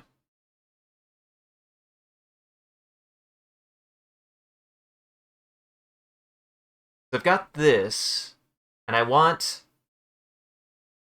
the tram to be at least like maybe high, 2 trams high. Don't want to start to make the station feel big, like really, really big. Like for example, what do we got? Just thinking about the size of the station. Horizontally or vertically speaking, we're looking at if this is 1.6 kilometers, or if this is 16 kilometers, like across, even. Oops. Surprised it didn't fuck with it. I'm surprised that didn't fuck up with more. I don't even know what it's looking at.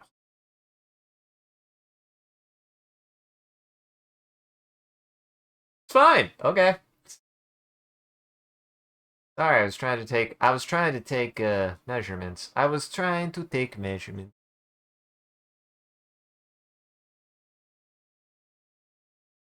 I was trying to make measurements.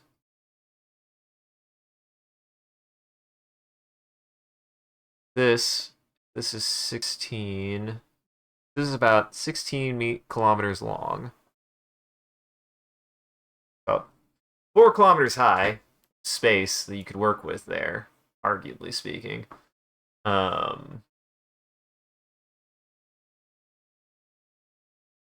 is a lot of space. That is a lot of space to work with.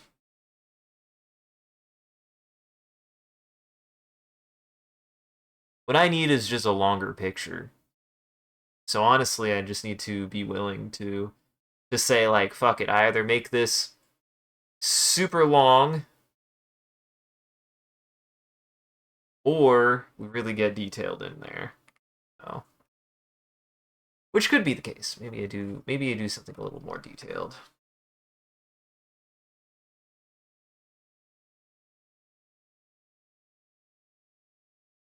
Got this.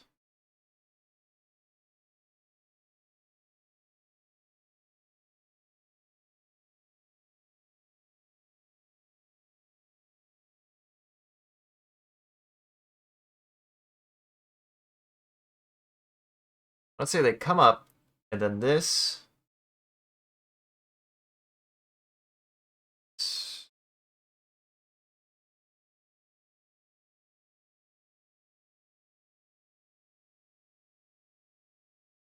Here. Go above. Go up and above. Immediately. So they pop out here. Got. Well. Farewell. Well, no, this would make most sense. So they pop out on this floor.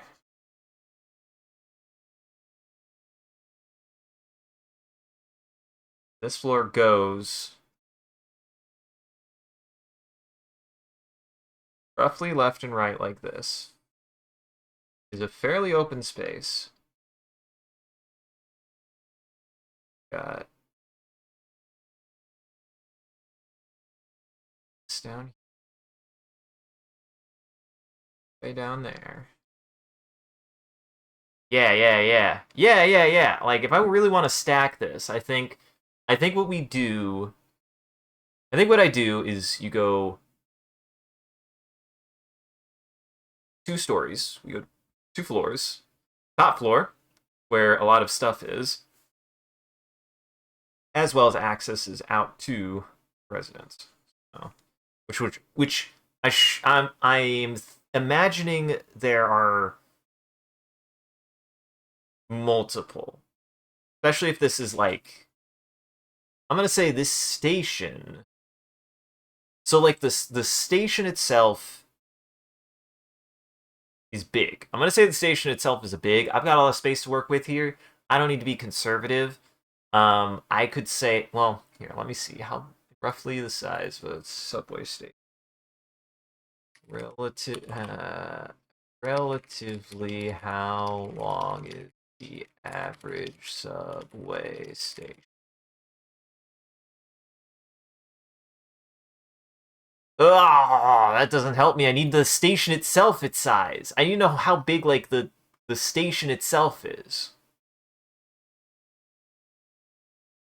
Stations operate 24/7. The system is also known the world's longest. Overall, the system consists of 248 miles of routes, comprising 655 miles.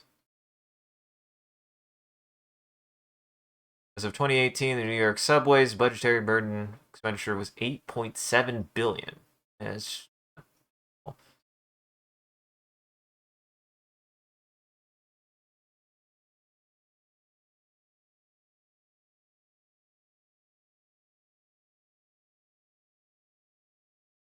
I need to know how big the stations are. How big are the stations, though? Lines and routes. Subway map. Stations. This is spooky. Out of 472 stations, 470 are 470 are served 24 hours a day. That means 2 of them close. Never mind. I thought that meant 2 of them were closed. I was like, ooh, that's spooky. Platforms. Subway station platforms range from 480 to 600 feet. Or longer. But I think what I'll have is I think I'll have 3 platforms. This one goes up. No, I'll have one main platform and then other platforms on the side. That's what I'm going to do. So, yes. Each one has a second story. We're going to start here. This is going to be a general. First, I just need to think of the platform as like what a station platform looks like. The platform should be roughly about that. That's half a mile. So I'm gonna like be big. I'm gonna say like this is a pretty big space. Um, well, okay. So you got a 16-kilometer thing. Yes. You have a 16-kilometer thing. So if the station, let's say the station, kilometers, you have one station in the middle, one here. Yeah, you have 3 stations kind of spread through it. And this station is where they start. They start in the middle. And then there's like an Iapetus station, so this is a Rhea station, and Iapetus station. So Rhea, Iapetus. That goes that way, and that goes that way. And then one of these, each station has a platform. This one, okay, yeah. And I'm gonna section by platform. Got it. Okay, got it figured out. This makes some things easier for me, actually. So now I need to look up some details. And there's going to be there's 2 floors. Yes, there's 2 floors. You have a mid floor that's above, or you have a top floor, top deck, that's above where all the trams are, and a bottom deck where the trams link up.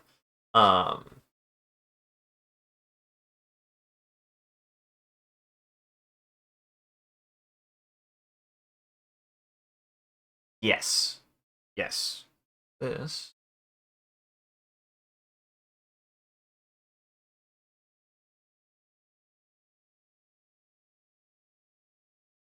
Now I need to open something.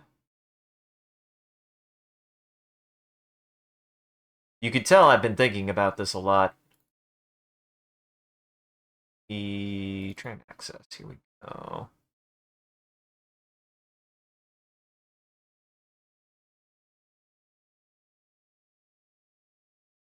Okay. This is that. Uh, I have names for stuff. Thought I did. Thought I did. Hold on.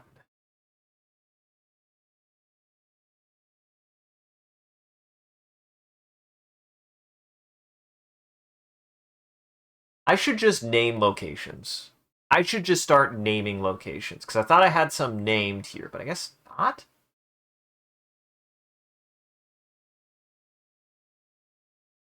Oh, here we go.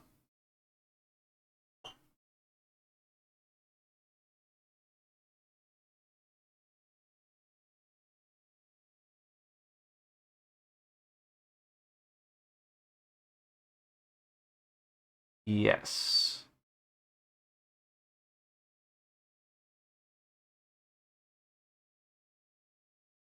This is how my brain works. What I have to do. I have to process my stuff. So here's what we're gonna do. This is, hold on. This platform.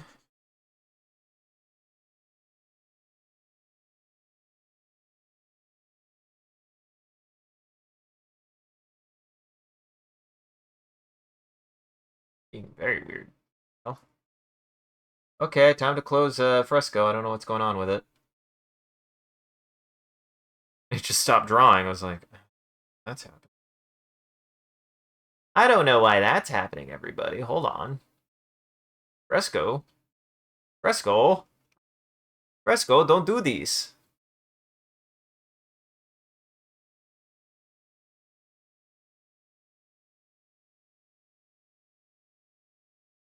Fresco open. Fresco, please. There we go. Ads. Ads. I mean, not the worst timing. Honestly, kind of not bad timing either.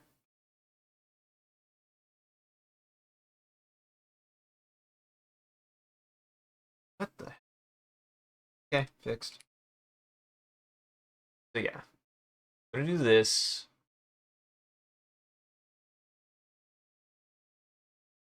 Yeah. Like the platform.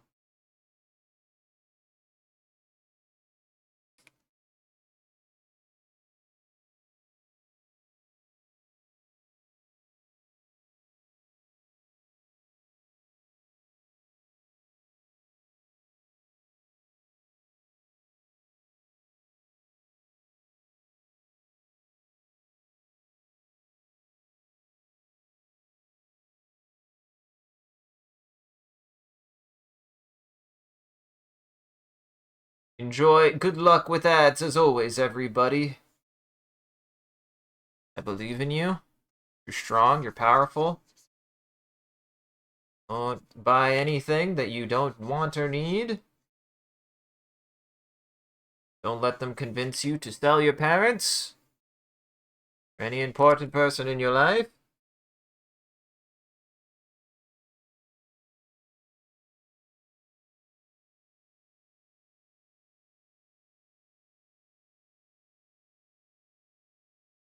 That's the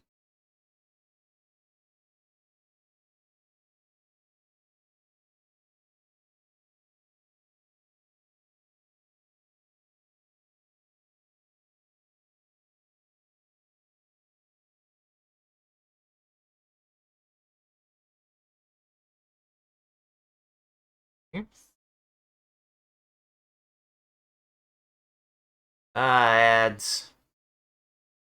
Oh, ads. Hold on.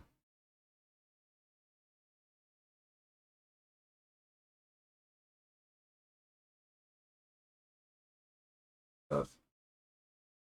Okay. Yeah, so the idea I'm going for is I need to make the platform. I need to make the platform. I'm going to make the platform here, and then I can inhabit the platform and manipulate it, make multiple versions of it. This one. But this is all the platforms are going to look kind of the same, and I want that to be kind of a thing about the structure of Tennyson. It's like Tennyson is very much like homogenous because it's made by Tennyson Station itself was made by Tennyson Manufacturer, which is a manufacturing company that developed Tennyson and a couple of other kinds of space faring stations and stuff like that. and outposts and stuff. So they've got like a consistent design. And that's kind of one of their ideologies. It's that like they're very they didn't make 9 different kinds of station platform. They made one kind of station platform and put it 9 places on the station. So the actual floor plan of all of the platforms will be the same, but what's in them will be different, I think is what I'm going to go for.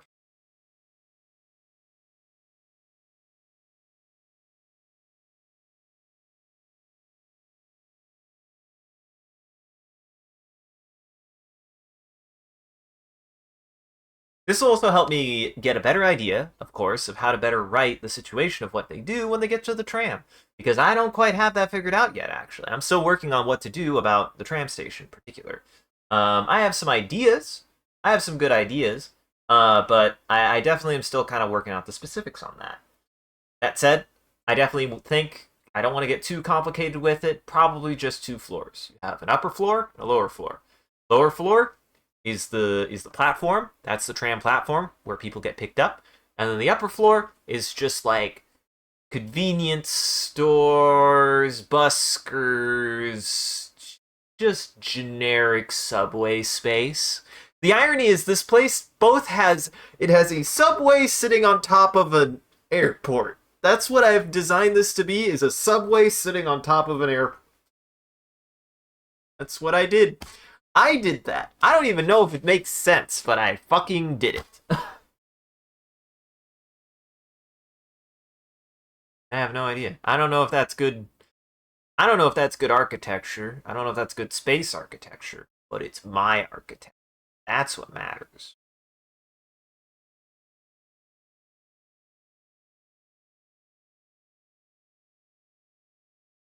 Welcome back, everybody. Get back to architecture.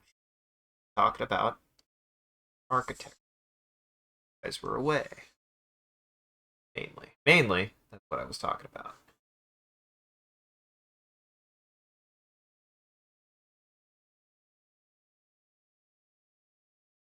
Look at that. Look at this. That's the platform. See, this all needs to go away.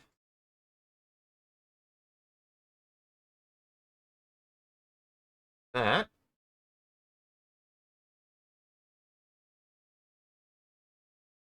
And no, I'm not just looking at the Silent Hill 3 platform.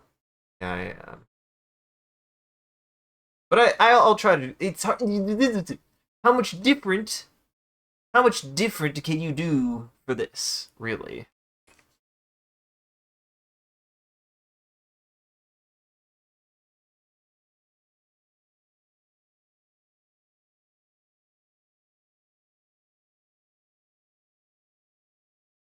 I do also like the idea, trying to describe this. So they go up, elevator. The elevator spits this out. They actually have a compass. They have a compass, and I kind of want to work that in. And I think the compass, so like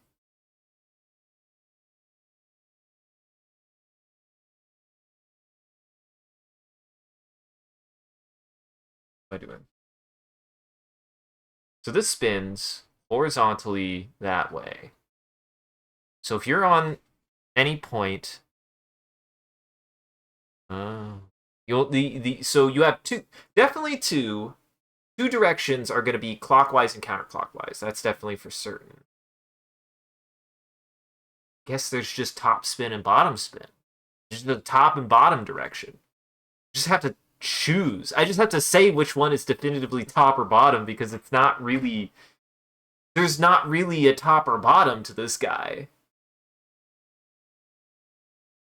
Like there isn't.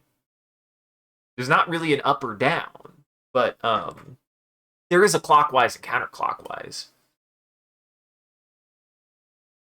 I could also say inward for spin with the spin and outward. No, that doesn't make sense. It kind of makes sense.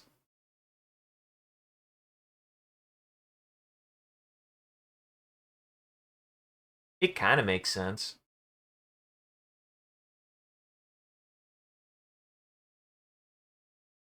Spin and spun. Those are my directions.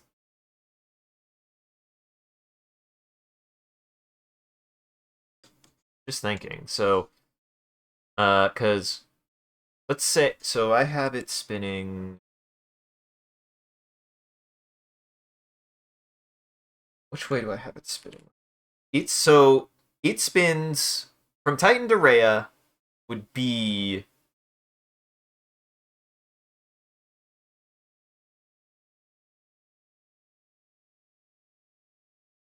what if I did clock and counter? Clock and counter, and then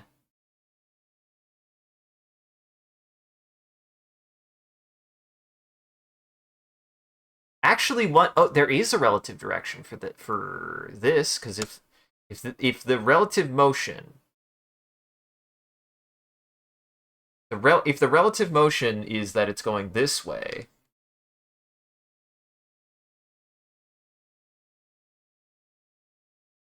Yes. So you have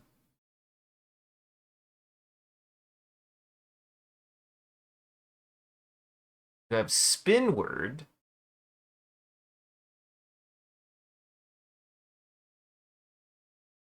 This would be like out.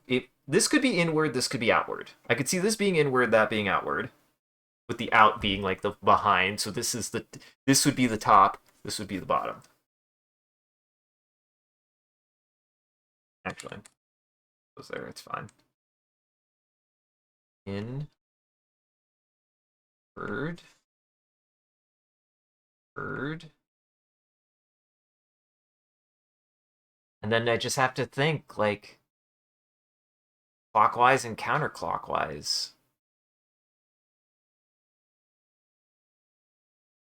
Spin and bung. In nuns, what's the opposite of spun?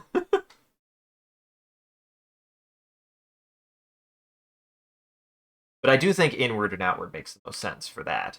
And if it's inward and outward, it's just dependent on the motion.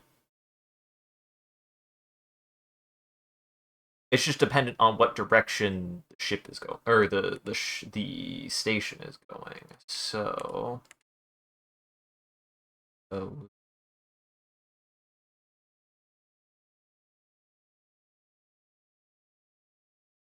interesting. I was meant to go on. Okay, so we know for our compass.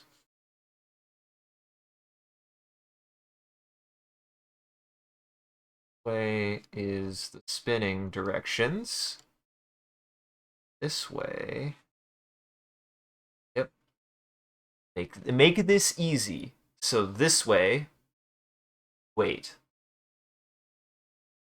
Nope, I already fucked up. Yes. No, no, no, no. No, no, we're good. We're good. Yeah, yeah, yeah, yeah. Yeah, yeah, yeah, yeah. We're good. We're good. We're good. Um I'm just gonna say for the sake of convenience then. Inward.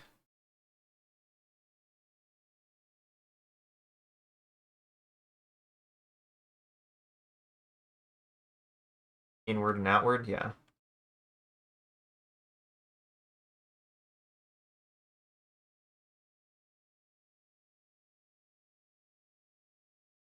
Because the thing I'm going with is your directions are not fixed in this case, right? Like your actual nautical directions are constantly moving because you're in a constant state of motion, even though where you are at, you are like in place. Technically, relatively speaking, you're in place on the station. So your location in space is constantly spinning around this location. So to orient yourself, it is based on that your position is moving around the center, right? At all times. So if you're thinking about it on a flat surface, if like this is your horizontal plane of relative concept, this way goes with the curve. This way goes with the curve. And this way goes horizontally along that relative curve. That. These are your directions. Right? These are your directions. These are actually what your directions equate to if you were to put them differently. Doing space math. Let me do my space math.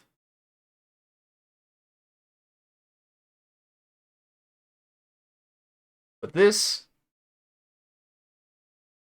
because of that, yeah, just for convenience, I'm going to say this is inward.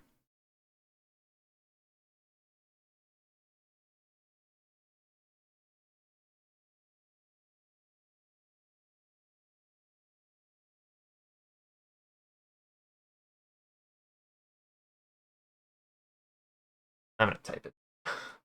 Fuck that. Fuck that noise.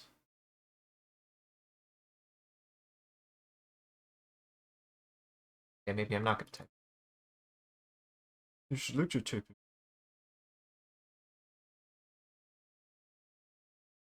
I do kind of hate how this works. It's almost so cumbersome, it feels like it's discouraged to type in this program. God, it's nice and close. I don't like being that close.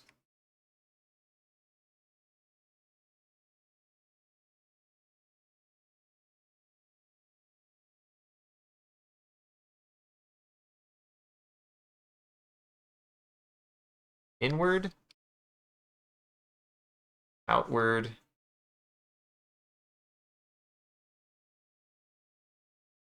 This is inward. This is outward. This is...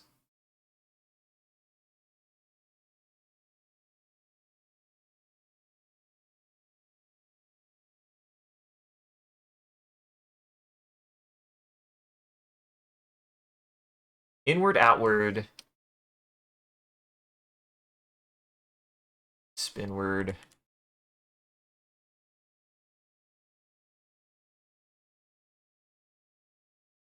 Do I do spinward and counter spinward? In reverse?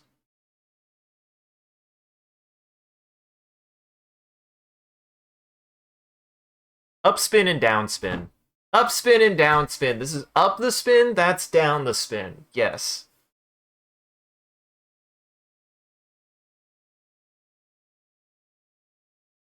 We got there. We figured it out.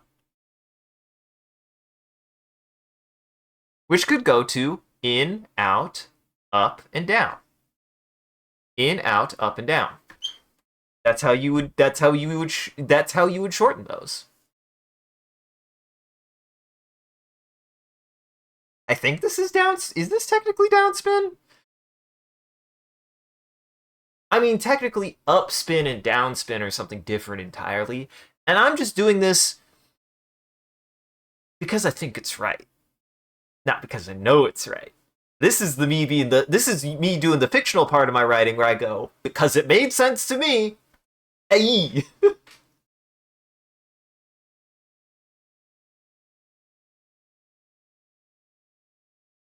My favorite part of fiction. My favorite part of writing fiction. The part where I get to just make shit up. Guys, my favorite part of writing fiction is when I just get to say it's bullshit, and it's my bullshit.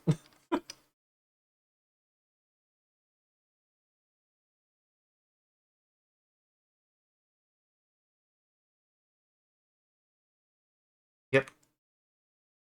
So you have inward, so inward, outward, inward being the inward motion in which the station is moving relative to Saturn along its orbit. Inward is the direction in which the station is going in orbit. Outward is the direction away from the motion that of orbit relative to Saturn. Upspin is up the direction of spin along with the spin. Downspin is down against the direction of spin. I did it. I figured it out. Yes. This was something I actually was like really, really not sure how to handle. I really wasn't sure how to handle this part, and I'm glad I figured that out.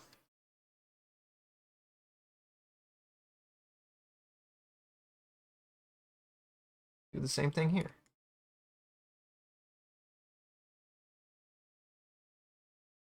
In, out,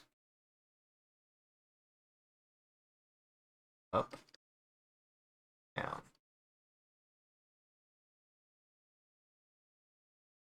Yeah, that makes sense to me. That makes sense to me. Like, and I think that's a good way to like make a version of north, south, east, west. Essentially, what I've done is I made a compass for the station to make sense that no matter where you are on the station, even if you are positionally, no matter what pylon you're on, these directions will take you in the right direction, right? And it makes sense from being on the interior of something instead of the exterior of something.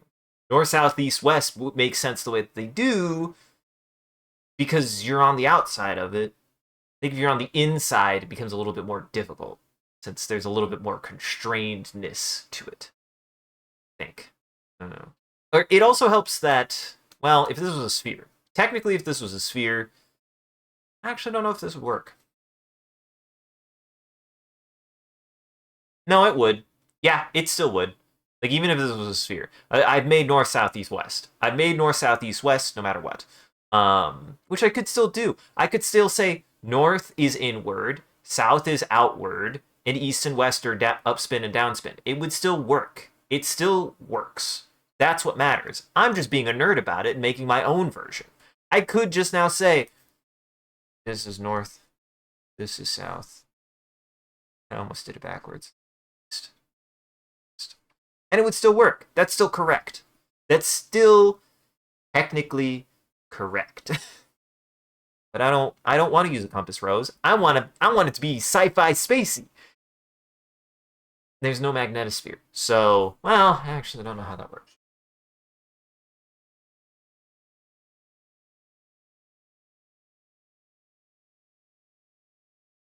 I might be a little sciencey with it. I don't think I'll go so far as to like try to explain how it works, but I might be like magnetic shielding being an important part of being able to uh guard the station, from astral energies.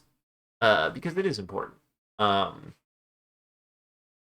that kind of is a neat idea, actually. I like the idea that somehow I figured out what to do with the rest of the station. That is cool, actually. Hold on. Sorry, I'm going on a nerd time. We're going on a nerd time.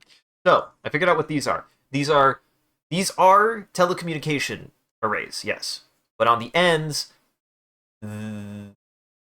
they are what generate the magnetic field for. I'm going to say they generate. Essentially, the center pylon also operates as a gigantic electromagnetic field generator to generate an just that, a localized electromagnetic field for the station to act as an electromagnetic field to protect it in space from space stuff. Won't protect it from, solid objects, but it protects it from. It does the job of what Earth's magnetosphere does to protect the Earth, which I am now going to look up because I'm a fucking nerd and I want to make it right. I want to do it right. How does Earth's magnetic field protect us? Earth's magnetosphere protecting us from harmful space energy. It protects from harmful space energy. Duh. Idiots. No, you're not an idiot. You're not idiots. Just bear with me. Let's see.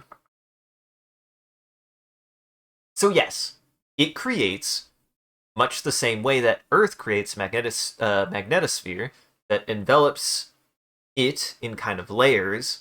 It's the same thing that it is able to generate a polarized magnetic field to shield it from space rays, because the sun is a deadly laser, as everybody knows. If you don't know that the sun is a deadly laser, Go watch Bill Wirtz because he's great. But yes, that's. I'm gonna make a note of that. That these. Sorry, I was on the wrong thing. Myself.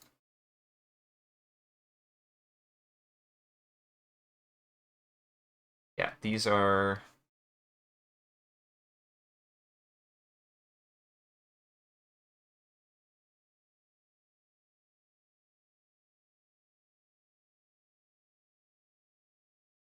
Well,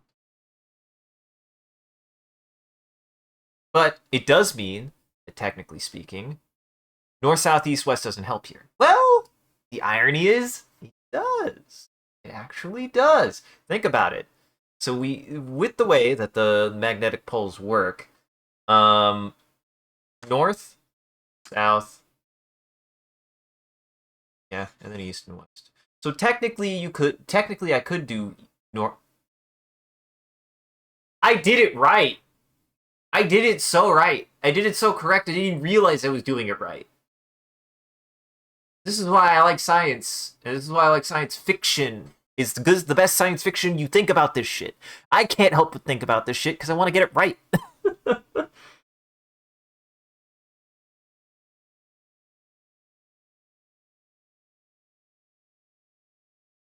Now we don't have to go into the science and how humanity got enough technology to make gigantic electromagnetic field generators, but I can at least understand enough to say that I would need that. You would need that. You might need that, especially for how big this thing is. Um, and also just as a form of defense. Like I think that is a totally valid form of defense. So, because things like satellites defend, probably the magnetosphere defends our satellites. It's big enough to be able to do that, I think. Perfect defense, solar winds variations can disturb it, leading to space weather. Why do you care about this? I don't know, because space is cool. I studied dinosaurs and rocks.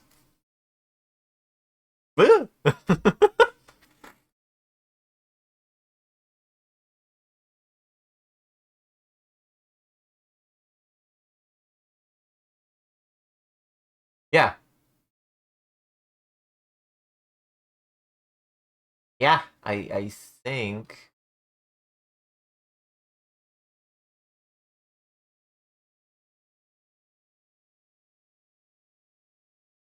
yes. So a big part of it is yes, like literally Earth's magnetic sphere is big enough that it can block. It essentially can block. But that being such a unique thing about Earth is how strong its magnetosphere is. I don't know. I don't even know if the yeah, Saturn might not even have one because it's a gas giant. Among our four rocky planets, Earth's magnet is personally the envy of her planetary neighbors.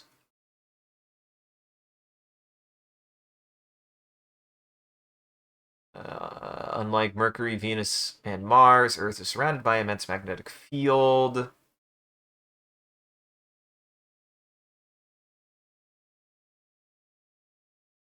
I'm just gonna look this up, Google this just to make sure. Saturn have a magnetic field like Earth. Magnetosphere of Saturn.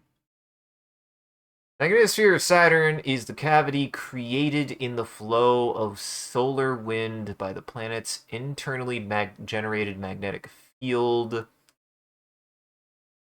Saturn's magnetosphere is the second largest of any planet in the solar system after Jupiter's. Well, okay, maybe it has a very big one and it wouldn't need it.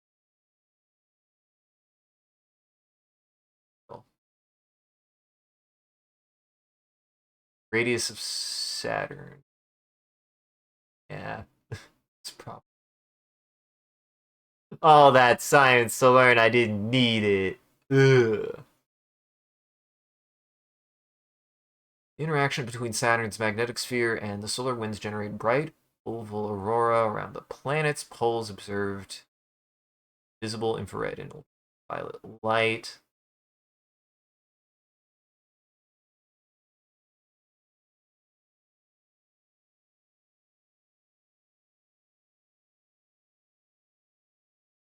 Huh.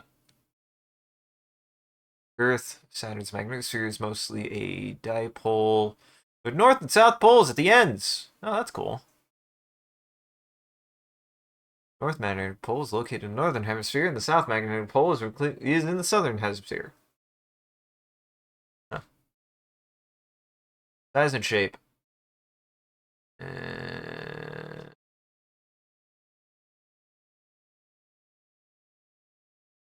Yeah. Wait. Saturn's internal magnetic field deflects the solar winds, a stream of ionized particles away from its surface, preventing it from interacting directly with the atmosphere, and instead creating its own region called the magnetosphere. Oh yeah. Composed of a plasma very different from that of the wind.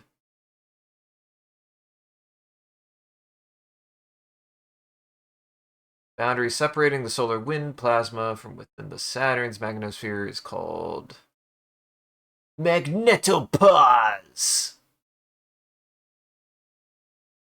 I don't know what that is. Interesting. So yeah, it is actually very similar to Earth's. So actually, probably actually wouldn't need it. Probably wouldn't need it. Probably wouldn't need it.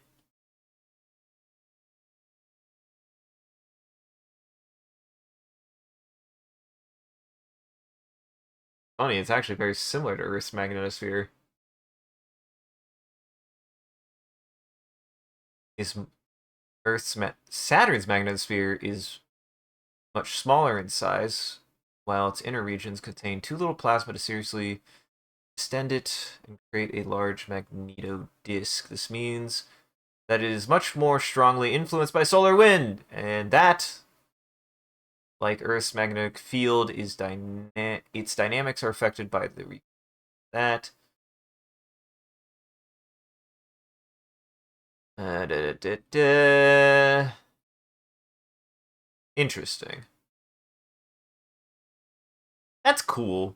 This space is cool, guys. Guys, read about space more. It's cool up there. Yeah. Interactions with rings and moons. The abundant population of solid bodies orbiting Saturn include moons as well as rings and particles extend a strong influence on the magnetosphere of Saturn. Plasma in the magnetosphere co-rotates with the planet, continuously impinging on the trails of hemispheres and slowly moving moons. Ring particles and the majority of the moons only passively absorb plasma and energetic charged particles. 3 moons are significant sources of new plasma. Absorption of energetic. Nerd stuff, nerd stuff, nerds. Huh.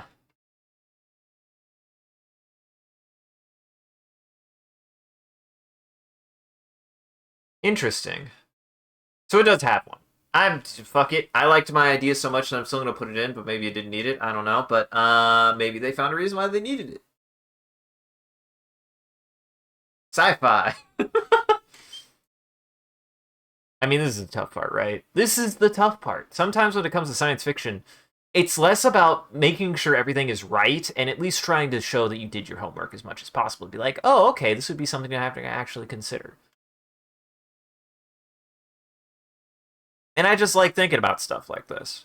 I just like thinking about stuff like this.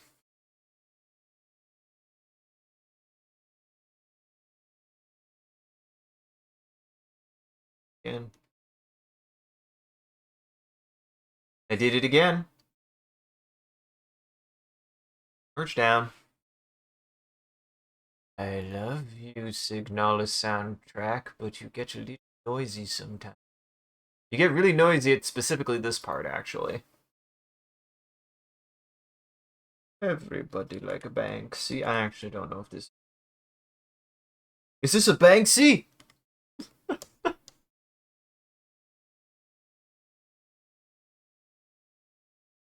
Okay, yeah. Then... This...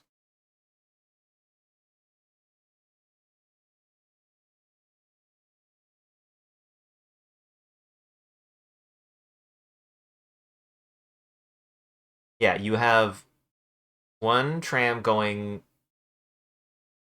Yes. Yes. Okay. How to do this now. Yes. I'll have to hide this for a second.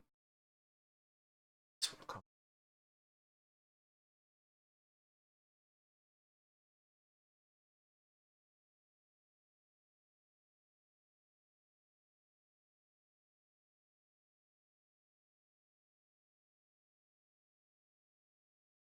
Responsible.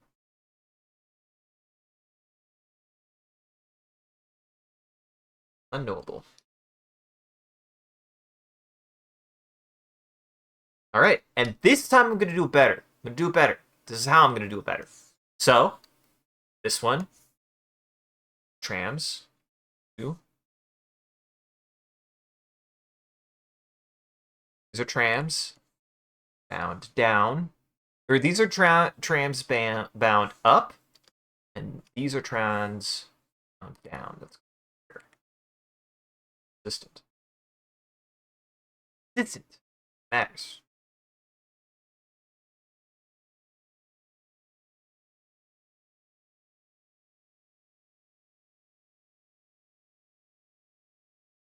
My ruler. There.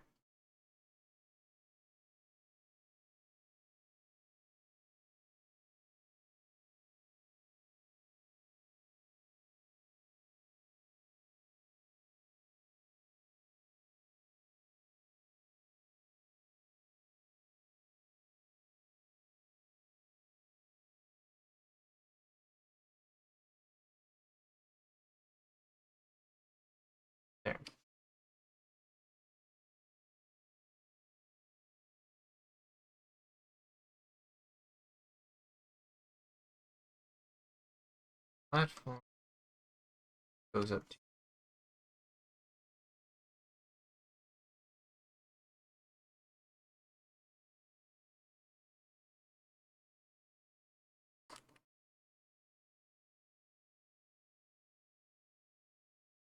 And I think the way that I'm gonna, so this is how I'm gonna handle it, is these are gonna be mainly closed. We'll want to go this way. Also, they can also walk between the stations if they want to. It'll just be a really long time.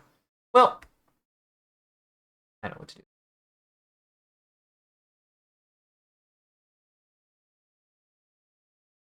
Up.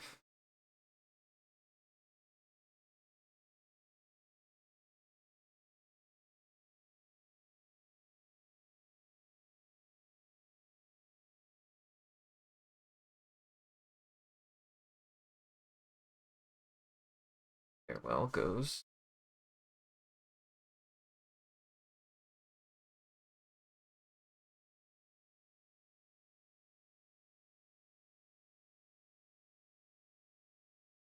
Up.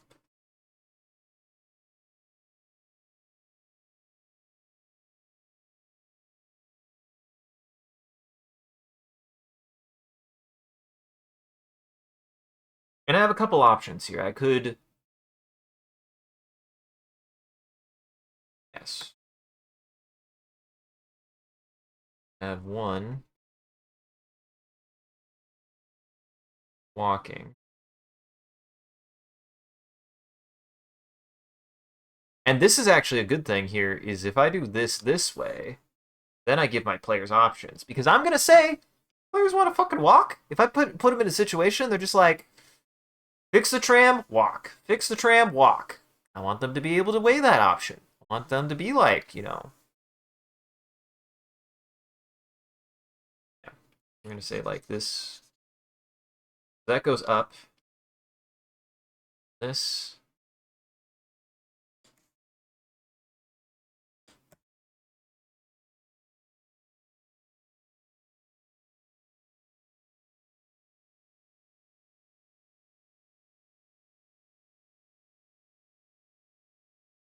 Oops.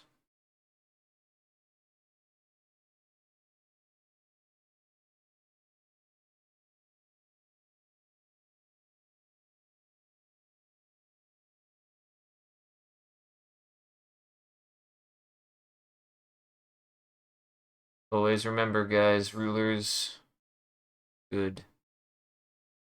Rulers are good. Hello, Silos. Yes. Silos, you missed me go on a multi-layer rant about a sci-fi thing that I'm establishing for the station that might not be necessary, but is sci-fi and cool enough that I'm doing it anyways. But welcome.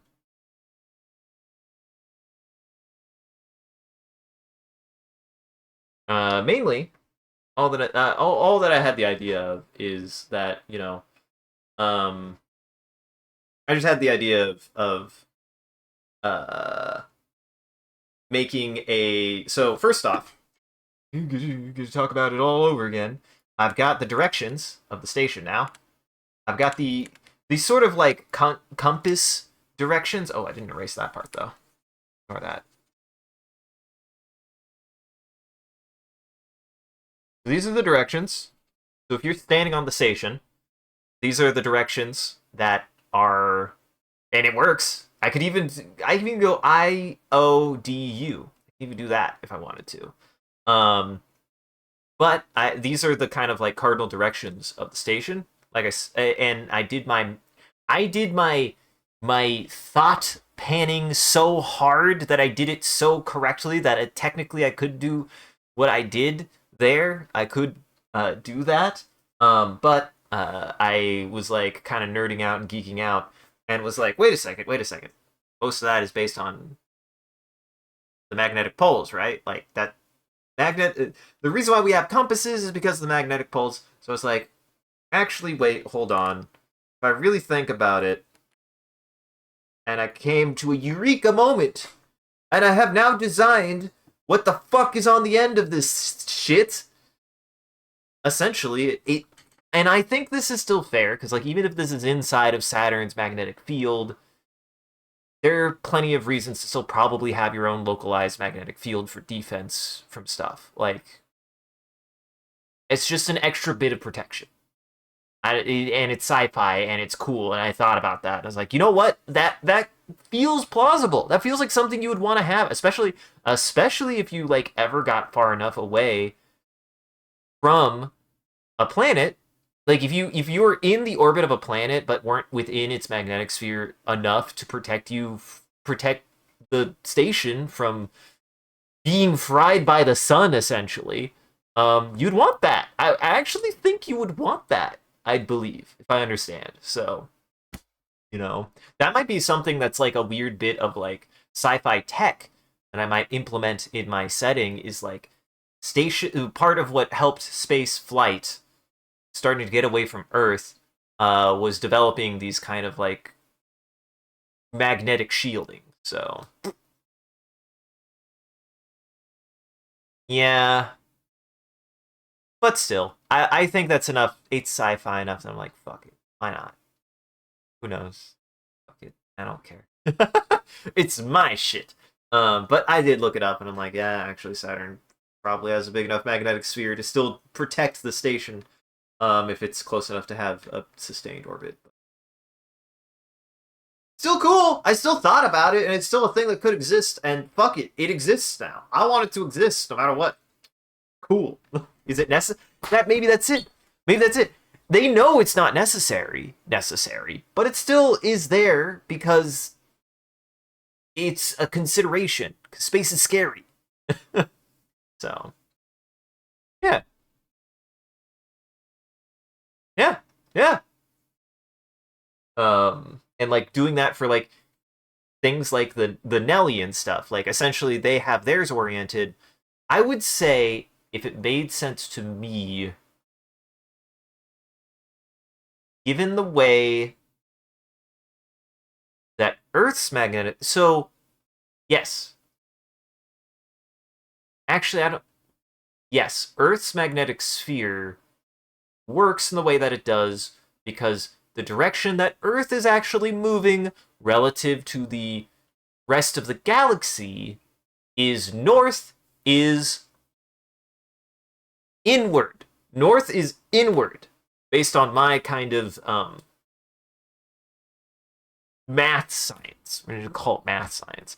So, if that's the case, then actually if you have a spaceship, its magnetic poles, if you wanted to generate a magnetic shield like that for space travel, I would think your poles would actually be the fore and the aft of a ship. I think that's that because if you're thinking about like relative motion and stuff like that, like for it to generate that kind of protective magnetic field, that's how it actually appears. At least that's my understanding on a cursory Google search that I made. So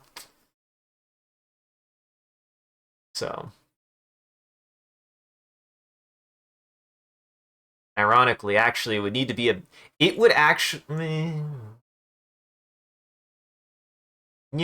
It's fine. It makes sense. It actually makes sense. I'm good. I'm good. I got it. I got it figured out. But yeah, it'd be like a way to protect things. So yeah. Haha! Look at me doing real science fiction. This is me doing actual science fiction. This is fun. I love doing this. I like thinking about things like stuff like this because I think it's things that need to be considered as we actually go into space. This makes me feel really smart too. It actually makes me just feel really smart. I'm clever, boy. I'm clever one. I'm clever person. Let me be a clever person for once. Let me be a clever fella.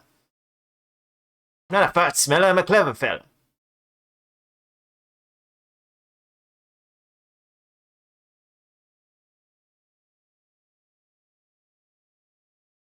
But yeah, like, so to get back to what I was going at, um, I have the relative directions that make sense for the station, and they are as follows: inward, outward, inward, outward, upspin, downspin. Upspin is with the spin of the station as it rotates. Downspin is away from the station, which would make sense because I'm not gonna get into it. I almost went, and I could still make it north to south, east, west for that reason, but it's fine. And then inward is the polar direction that the station is moving along its orbit, and outward is the polar direction away from the direction that the station is moving in orbit. Up, in, out, down. Proud of that. I'm so proud of it. Feel smart. So now we're making and all of this in service to say I wanted to make a better I wanted to make a better map. My last map was not my best. I did better maps. I did better maps when I did this game the first time. That's how bad my map was this time. Like I know I did better maps than this. I know I can make maps, like really good maps. So I'm gonna actually make a good map. Say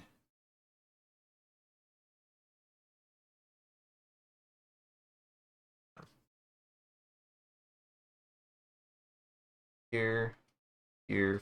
So those are ticket boost. This is to residential. This is to the tram. Good news is I just have to take this and flip it over and be here. And essentially what I have is 9 localized trams on each station. There's the main station for each tram, and then a platform for each, a main platform that's central to each dock, and then a platform that like is you're now going to from this to this. So like if this is the Titan, this right here would be the if this is the Titan, yes. Yes. So if this is if you're in the center, which is where our players will be when they come up, this would be the Titan tram station. And I'm gonna say like this area is pretty big. I'm gonna say this area is pretty big. I'm gonna say like I'm gonna say not quite a kilometer. I'm gonna say like at least more than half a kilometer. I'm gonna say. But they give it some space.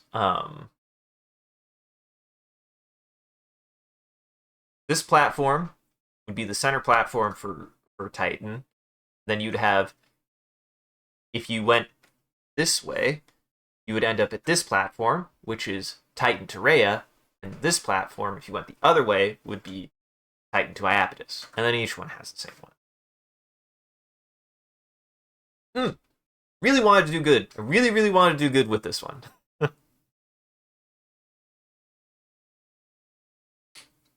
really wanted to do this map right. I feel like I really fucked up the map, so thank you. Thank you. And then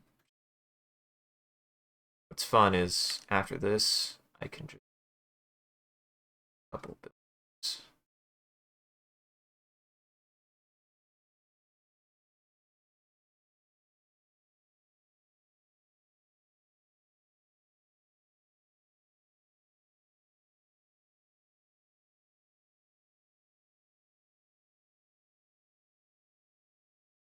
Because the idea is you have kind of like a general district on top of every platform.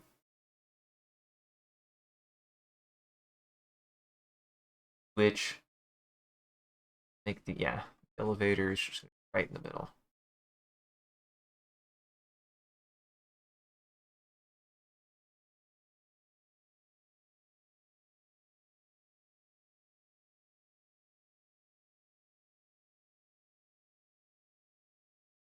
Hydrate bot. Actually, I haven't drinking much water. I need to.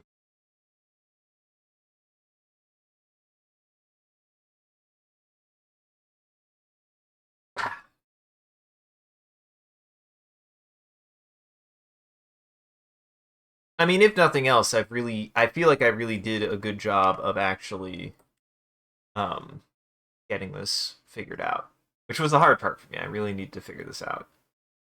And there's still a couple of places I could also make like a ticket booth down here.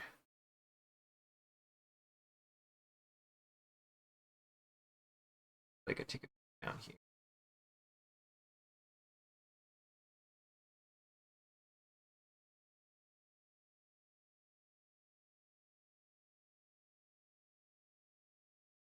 This is the boarding area, so. Oh yeah. Yeah. I mean, that's kind of the general idea. And this is just something that I was like, I want it to be more readable than my last map. My last map really fucked up the readability. I fucked it up. It was so bad. Oh, it was so bad. But this time I really want to make it clear. Like, this one I think is going to be much easier because it'll all be relative. It'll all make sense. So like this one, we have this goes down here, and then this is from residential. So this is a staircase from residential. We have two staircases on each side, and then this is a path that you could walk if you want to walk. I'm gonna say, like, if you walk between platforms, it's like mostly tunnel. There might be stuff out there, but it's mostly just tunnel. It's mostly just tunnel. But you can walk out that direction. You can walk out that direction. It's also kind of considered a bit of a like maintenance location. So like there's like a main road, essentially like a main road or highway, that people can drive through here.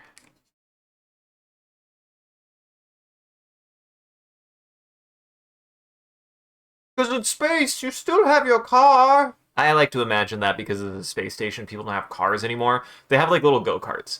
I always imagine that they have go-karts because it needs to be smaller. It still needs to be like smaller, even if it's like still big scale. Like they don't need they just have like electric go-karts because they also can't do emissions. They're inside an enclosed space. Though really, we can't have emissions here we're kind of also in an enclosed space, but it's a bigger enclosed space. This is not the biggest enclosed space. You can't really have inside missions. That's not good for you.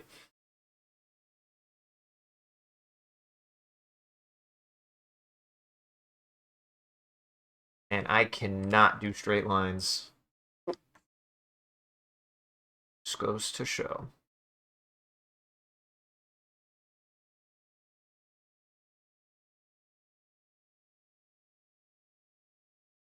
So yeah, that's like a central road. And then there's just like little stores and markets and stuff like on the sides and the outskirts and stuff like that. And then I can like work on it and stuff. So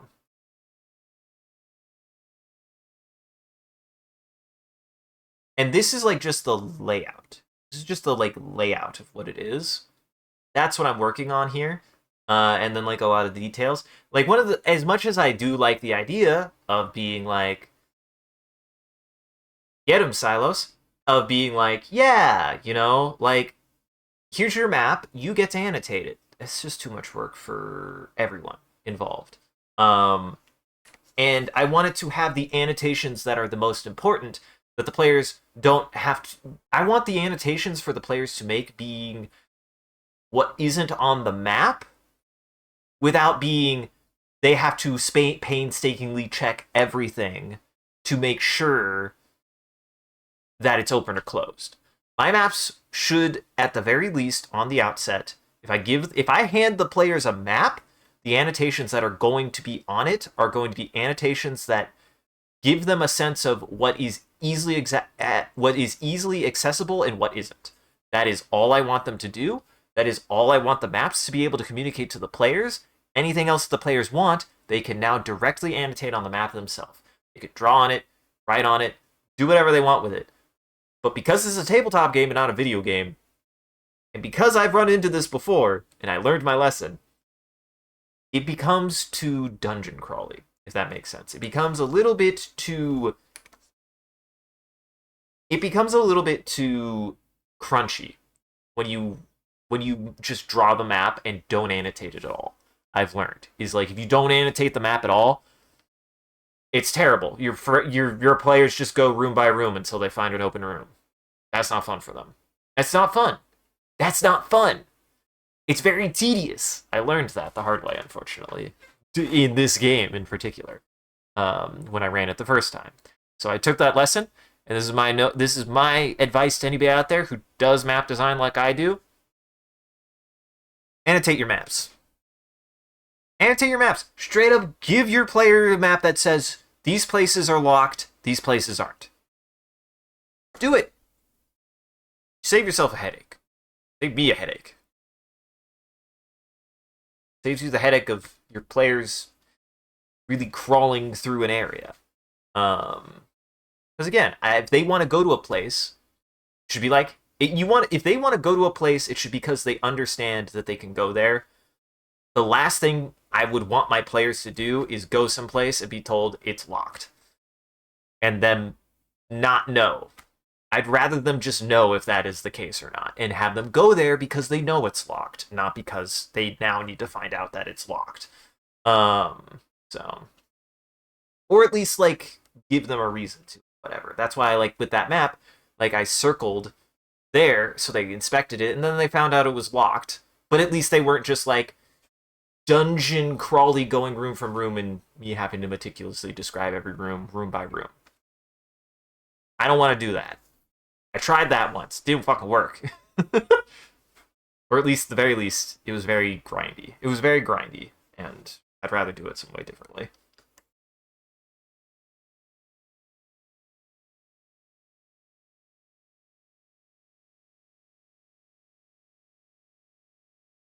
Oh boy, the ads are almost here. I spent all that time talking, and we're already almost to the next set of ads.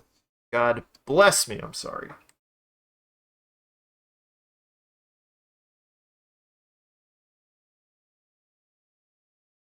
Do the easy thing. Yes! Good at map design. This is the thing. I know I'm good at map design, I just made an oopsie. I made an oopsie with the last map. I know I can do good map design. I just have to actually do good map design. That's competency, not lack of knowledge. That's just me being lazy. I was lazy with that last map. I totally take credit for being lazy with that last map. Nothing will make me fix something more than me realizing, oh fuck, I did that so wrong and bad. Nothing will get me to fix stuff more than realizing that.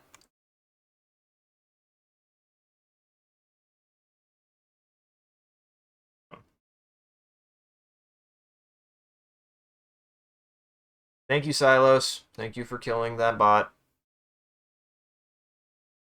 Speaking of killing bots, I'm really enjoying Arc Raiders the more I play it. My verdict of Arc Raiders at the moment is it is pretty fun. I am enjoying it quite heartily. Um, my biggest concern is the player base itself, but it's also the part that I have the most hope. The reason why I say it that way is that I don't think, because the way that I play it and think about it is I think about it like a Souls games multiplayer.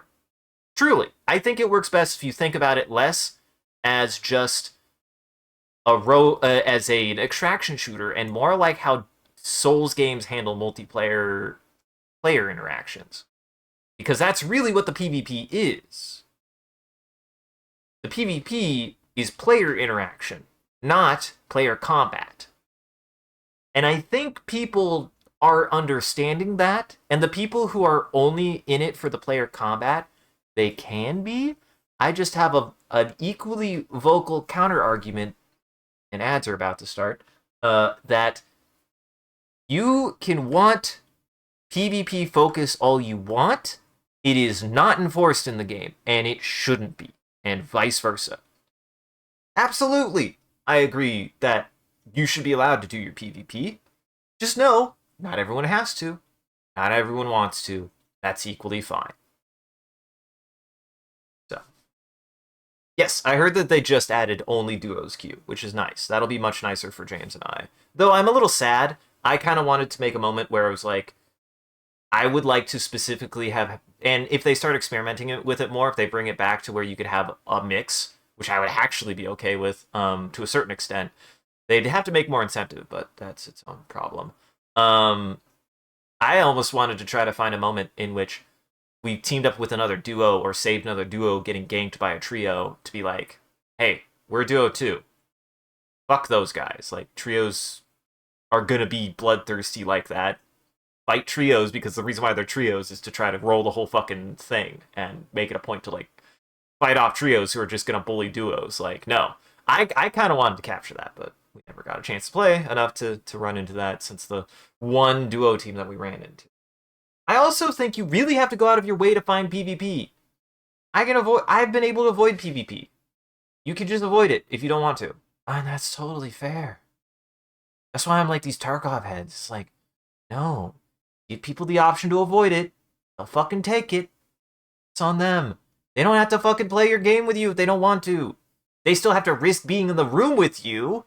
They don't have to play it with you if they don't want to. And that's totally fair and good game design. I think that's really good game design. People getting to choose their fights is good. People getting to choose when they have a fight is good game design for that kind of game. It's kind of why I'm getting frustrated with Hunt, not because I'm not bought into the multiplayer of Hunt, but because sometimes you don't get to choose your fights in Hunt, and that takes an element out of the game. You can't have that element if truly choosing to fight is an option. In Hunt, it is becoming harder and harder to disengage, is what I am running into. So, no, and that's totally fair. That's not what I'm saying is PvP is Hunt needs to change that. One of the big differences that I've seen between Hunt and Arc Raiders is when I ran into a moment where I got ambushed because I was sitting on a ladder, kind of looking at what was going on, getting an air of my surroundings. I suddenly got shot in the butt from below by a guy who was below me. You want to know what I did? I went, I'm at a disadvantage. I'm not ready to fight. I'm not feeling comfortable fighting. I disengaged and I ran away. and I lived. And he couldn't chase me down because I disengaged. Because I could actually disengage. Hunt, it's becoming harder and harder to disengage, and how bloodthirsty people get, it's fucking insane. It to me is incredibly frustrating how much people run you down in Hunt sometimes. Regardless if you're winning or losing, even. And that's the thing is, Hunt, being more of a PvP game, wants games to start having a finality of, like, who won and who lost based on who survived the match or not. And whilst you still can make a tactical decision to retreat in Hunt, it's possible, it's becoming harder. It's becoming much harder to do. And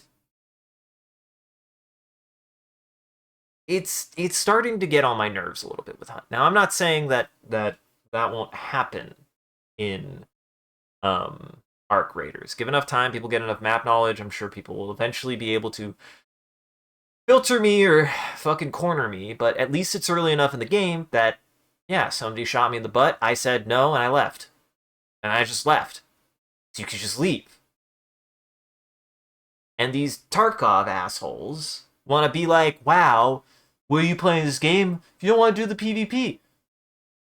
No. You can't make me fight a fight I'm not going to win.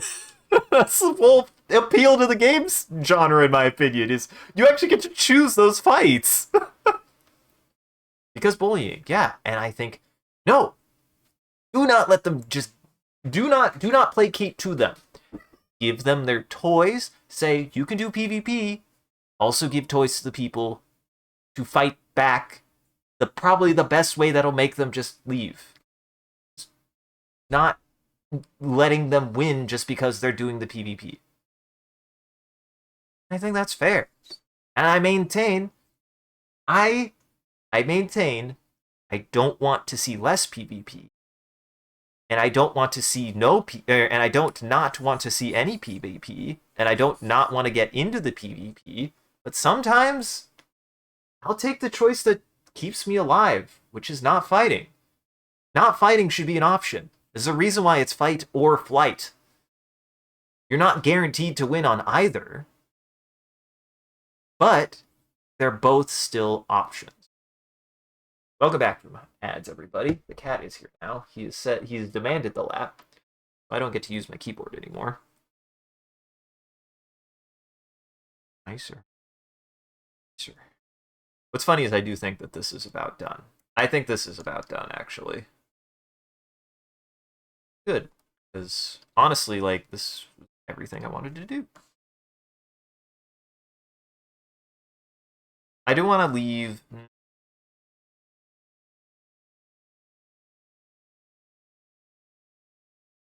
No, I won't. I'll make it its own layer, but this doesn't.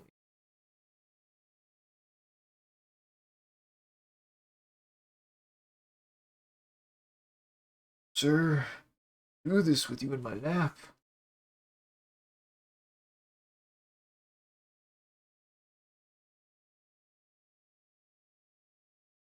There we go.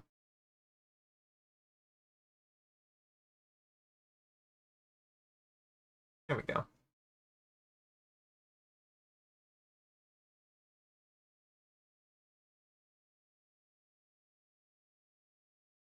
Just do that. So yeah, that's my opinion on Arc Raiders. I think it's really good, and I think that the player interaction being more like Dark Souls, in which you really don't know if somebody's actually going to be friendly or not, is a benefit to it. PvP is not about who shoots good all the time. PvP is about how you interact with other players. That's more interesting to me. You aren't just guaranteed to talk your way out of every fight, but the fact that you can, that's good. That's cool. I can't do that in Hunt. Or it's very unlikely to do that in Hunt. It can happen, but it is much less likely to happen in Hunt compared to Arc Raiders. And again, I think Hunt does fine with it, and Hunt still does better than things like Tarkov. Like, teaming and stuff in Hunt can happen. But again, it's usually teaming with the mindset of usually you're teamed against other players, which is kind of what Arc Raiders does. Solos in Hunt oftentimes benefit the most from that kind of collaborative work because solos only benefit so much. Solos only benefit so much in Hunt. So it's kind of in their favor a little bit to work together, especially when you're playing against duos and trios and other full teams, which I think is the intended purpose of Hunt to be that way. It's just a shame that Hunt is so much more PvP focused that even solos don't do that. Solos aren't going to do that, actually, very often. They can, they totally can, and I think as solos, they are kind of encouraged to do so, and they do. They do sometimes. But not always. Oh, need to put the ticket booth.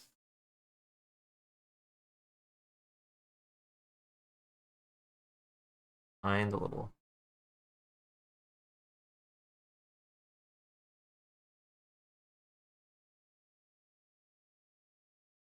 Hey, hey, hey. Hey.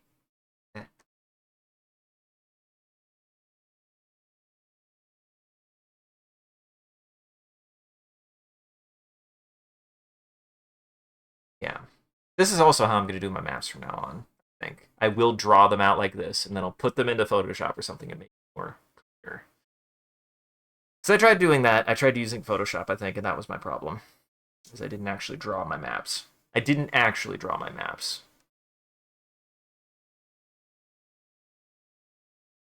Where did my ruler go?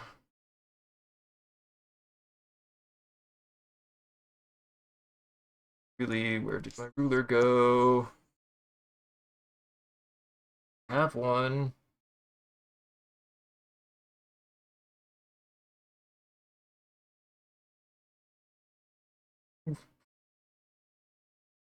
There it is. What the fifth?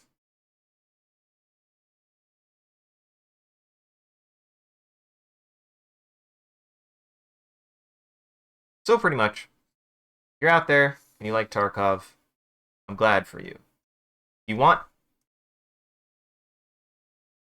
do that? Knock you out of my lap. If you want Tarkov PvP, go play Tarkov. I don't. I want there to be that question of whether or not people are actually going to be nice to each other or not.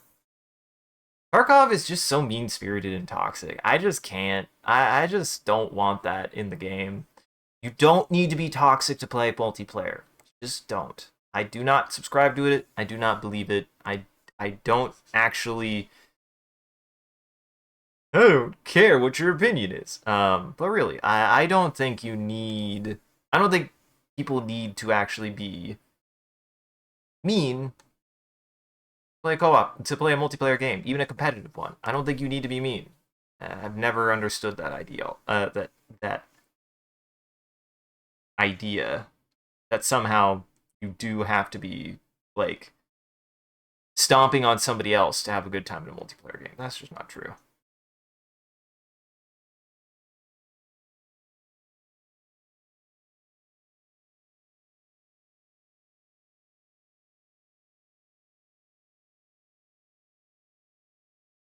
There,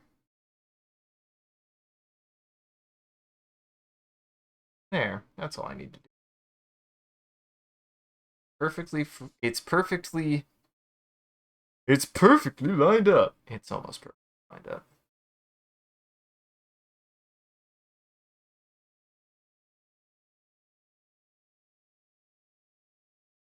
Sorry, I had to squish the boy for calming down in my lap. He needed a couple squishes. See.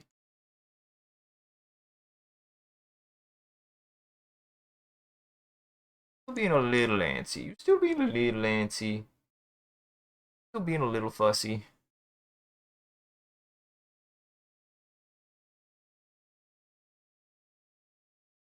I'm the fussiest creature on the planet. Still. What? What?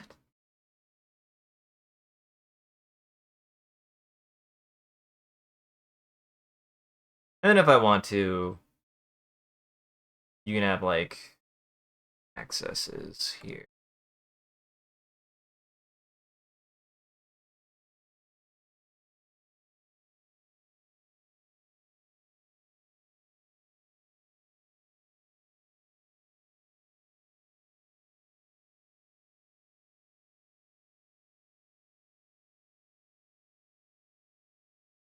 Honestly, take all this.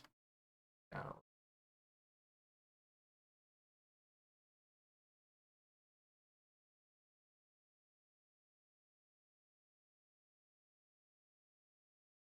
there, that also helps a lot.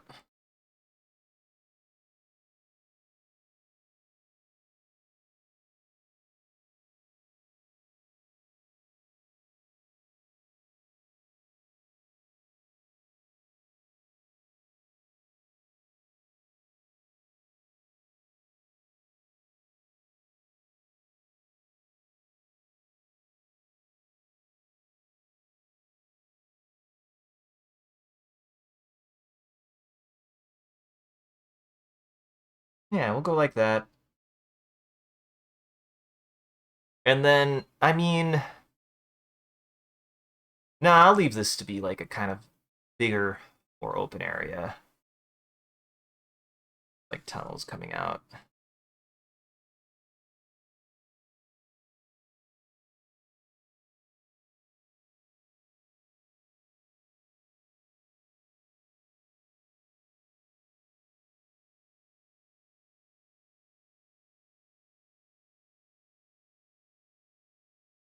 Kind of like that.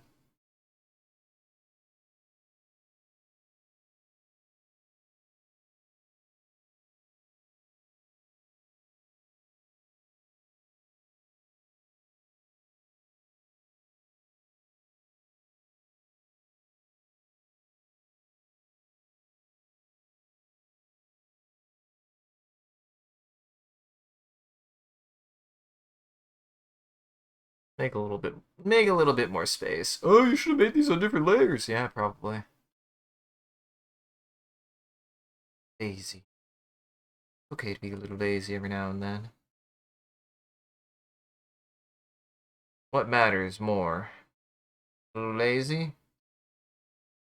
Or still getting something accomplished? A little lazy. The way that I think about it, okay to be a little lazy if you're still getting something accomplished. Welcome back.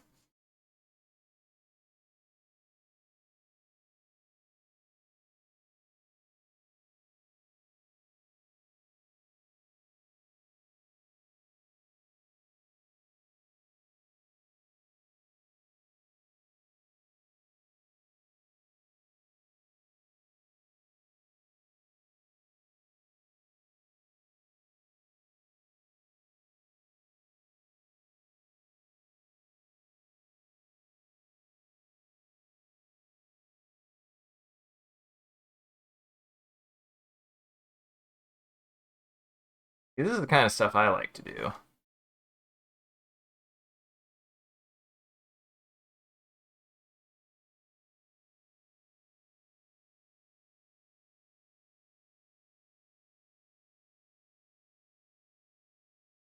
This is the kind of level design I enjoy doing personally. And then I could just fill this with stuff.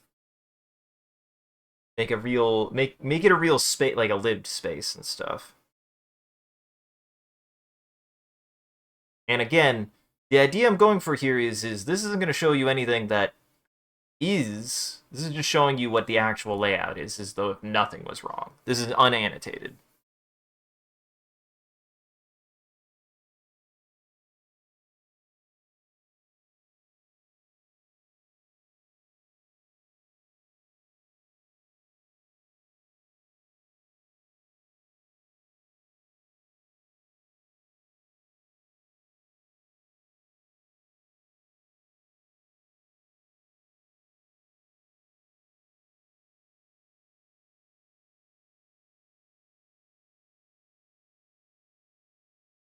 I also kind of like the idea of that they have like they have a two form system. They have like a highway and a tramway, for people who need a tram and for people who want to go by foot or want to, because ideally speaking, the way that I have it set up is that, let's see,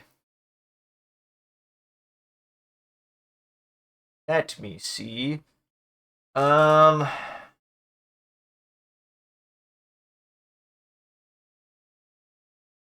pi r squared is the area. I want the circumference. That's just 2r, isn't it? Isn't that just 2? Isn't that just pi multiplied? Yeah, it is 2 pi r, which is also just. I've never understood this. Why is that not just pi the diameter? I think it is pi the diameter, but because other math, yeah.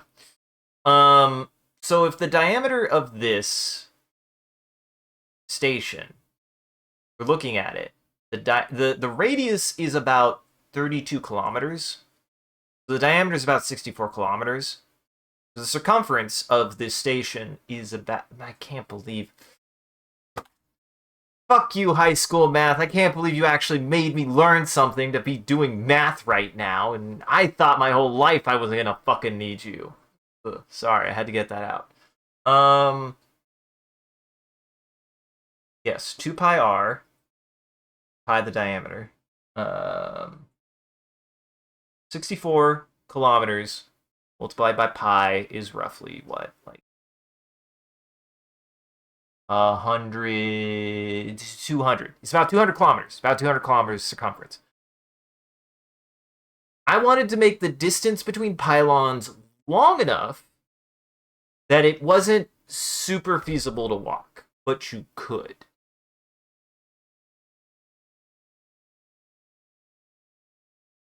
How many miles is 200? I would walk 5,000 miles and I would walk 500. Walk 2,000 kilometers to figure out how the fuck many miles I walked. Jesus. Okay, I did make the station a little big. The station, total circumference of the station is roughly 1,250 miles.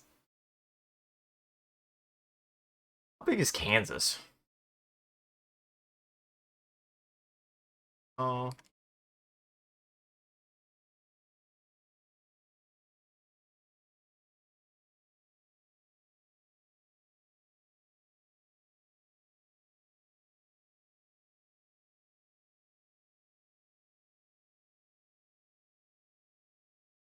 I made my station 3 times longer than the state of Kansas. I mean, I want there to be enough space. It's long. That's the thing is it's 1,250 miles long. It's not really wide. It's not a very wide station. There's a lot of space. I would like it to I would like it to be relative. I want it to be big enough that it's believable that nothing can be done super fast. But I don't want it like I didn't want it so small that it was like they could get anywhere they want easily, quickly. Like I do want it to be a lot of fucking space. I actually do want it to be a lot of fucking space. But the actual livable portion, the place that people actually are, right? Like only about, if we're just thinking laterally, right? We're just thinking laterally and like along that lane of all of those miles and miles and miles, which is mostly just tramway, is mostly just transport. The actual pylons are only about 16 kilometers long. That's it. That's the living space. Now they're built up. They're built on top of each other. There's several decks of residency, so I can layer it and stack it that way. But how much actual living space there is compared to how big the station is not that much. And then how big the station is how wide is Texas?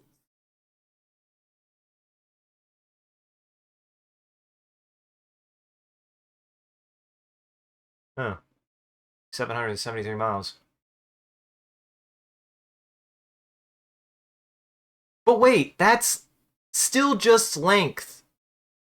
That's still just length. That's still just the circumference. The actual size of the station is still only 64 kilometers long. Is still only 64 kilometers.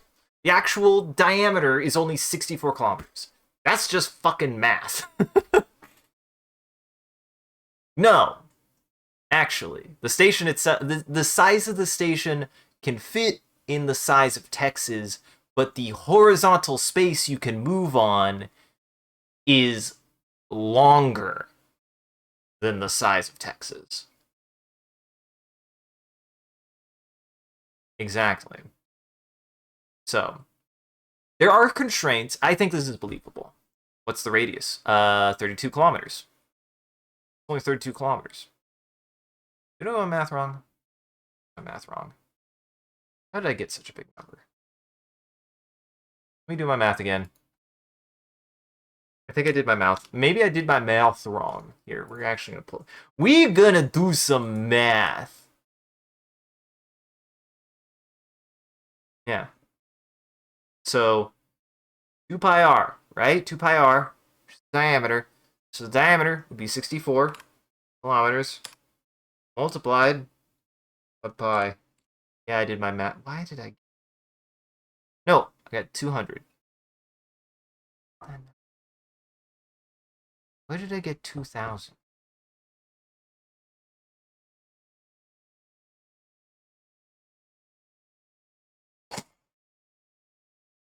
Don't know how I did my math. I did it wrong. I missed the decimal. Yeah. So this is way more believable. This is way more believable. Jesus Christ. Oh God. A 200 kilometer circumference station makes a lot more sense than a 2,000 kilometer station. Holy shit. That's way more believable. And that's still big. Like you can't now speaking, the size of Kansas, it's half as long as Kansas. You can't walk the distance of half the distance of Kansas easily. But it's not bigger than Kansas. Holy shit. Part of my sizing was based on the size of the town I live in. The town I live in is about 16 kilometers long.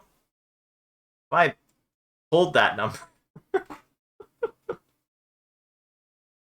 Okay. Jesus. We did the math. We figured it out. This is science fiction.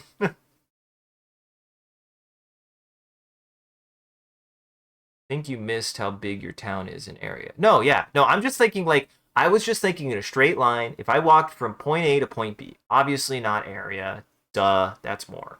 I'm just thinking if it took me to walk from one point to the other point, that's what I was thinking. Babylon 5 is only 5 miles. That's the thing is though, is I wanted intentionally to make this space station cumbersome to travel. I wanted it to make it that the players couldn't just walk across it. And I wanted it to be big enough to actually sustain a pretty large population. Like, I wanted it to make sense that it housed that many people. You know? Like, I wanted it to be feasible that it was that big.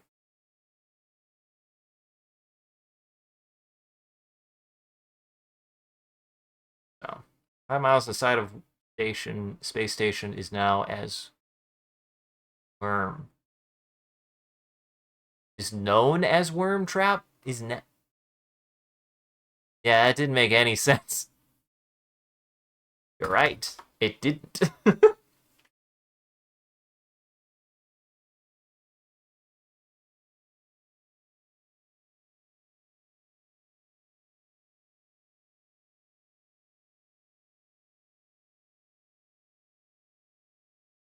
So yeah. And this is a little under a kilometer. I want to say this is about probably 0.8, 0.7 kilometers. Nice. I want it to be a little bit big, a little bit bigger than a normal, because a normal, an actual normal subway platform is about half a kilometer. So.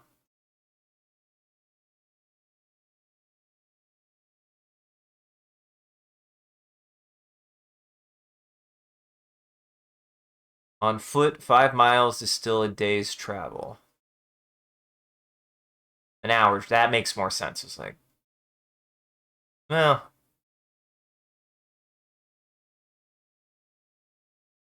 depends on how fast you walk a mile. I don't think it takes a mile. It takes an hour to walk a mile. It might. I don't know. This is the thing. This is the thing. I just wanted to be big enough that it would be enough of a thing to be like you need to figure out at least like a better way to move from point to point. Like I wanted them to like interface with the tram system, and I wanted the tram system to matter. So it takes an hour to walk 5 miles. Okay, that makes more sense.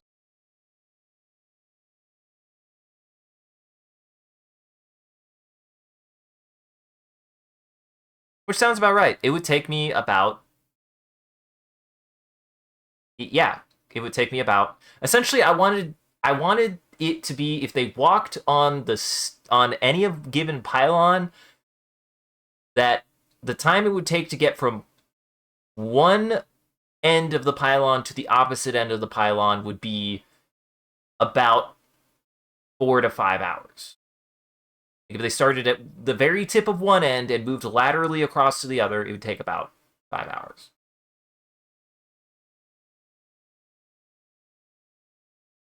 So yada yada math. Yada yada math.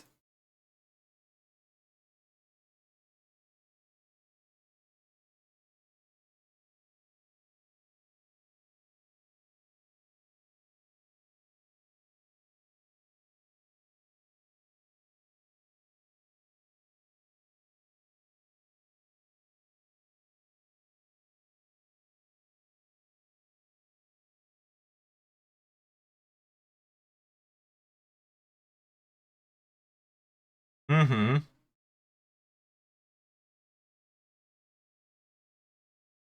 Except mine does. Mine is built on the idea that it's like I made it all like based on a ring world. And mine is very ring world mentality. So it's built on a line for me. But yes, not all space stations are built on a line. Mine is though. I think in lines. Think in contiguous lines. Even though I can't draw lines, I can think in contiguous lines. Can't draw a contiguous line, but I can think in one. Whatever the fuck that means.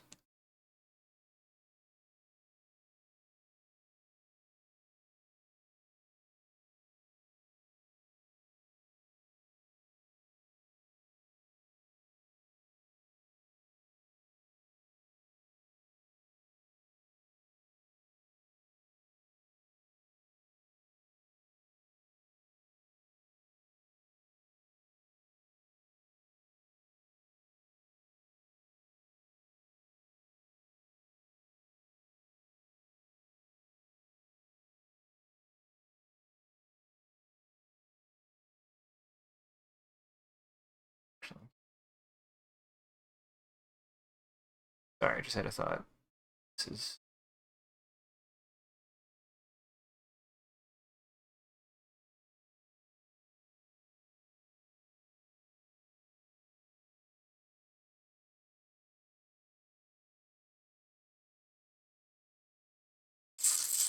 I'm having to think some things through.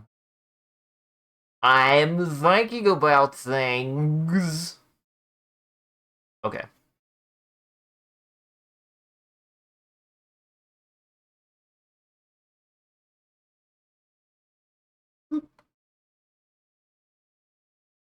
Yes.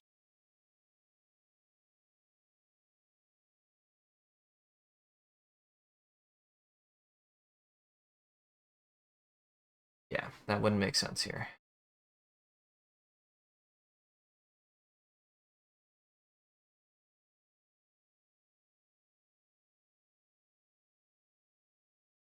I mean, really, I got this done about as well as I want, and I should probably call it here soon.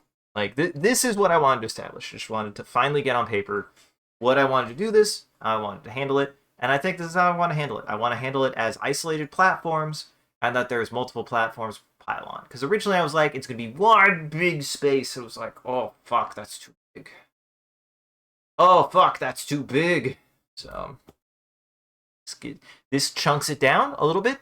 And I like the idea that, for me, space stations are isolated chunks. They're isolated chunks of space. They're not these big contiguous space. They can't be, right? Like, you're inside of a box. You're constrained in space. You're constrained in a space station. You're not on a planet. You don't have endless space in every direction. You're always constrained inside of a space station. At least that's what works for a space station for me, is that you always feel a little claustrophobic for that. So.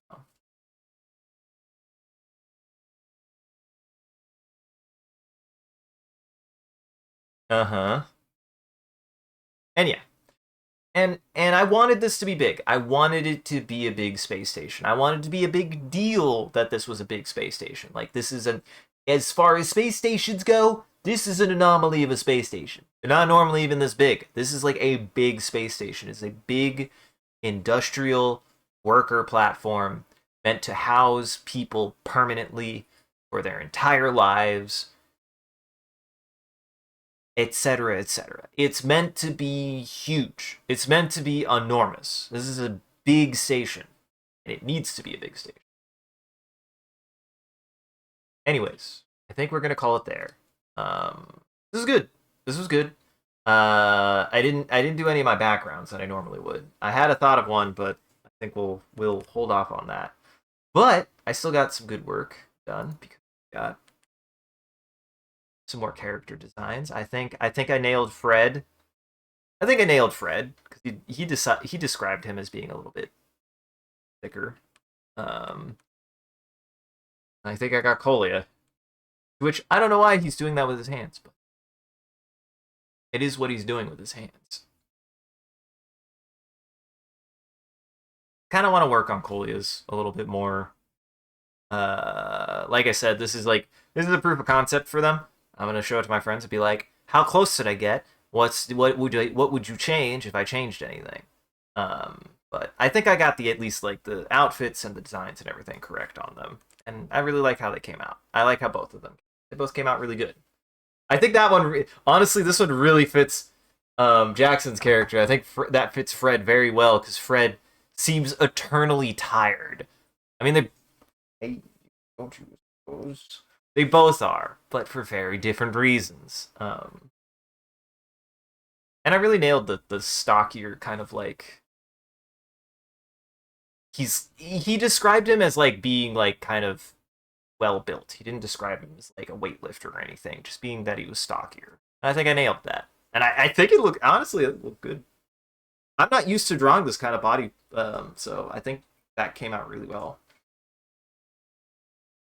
Anyways, I'm gonna call it here. We're gonna call it here. Ooh, my study. Study. That's all I do. Guys, this is always a secret. You wanna know my secret? Study. If you ever want to, if you're ever thinking about doing fiction, the best thing you can do is fucking study. Just study it. Study the things you want to know to be able to do your writing. You gotta think about things. You gotta think about things if you're gonna do things. Or you're gonna make this difficult because end up now because of my lap. Cuddly and he's cute and he's got razor sharp claws that keeps on trying to dig into my skin. So why? Oh, I forgot this.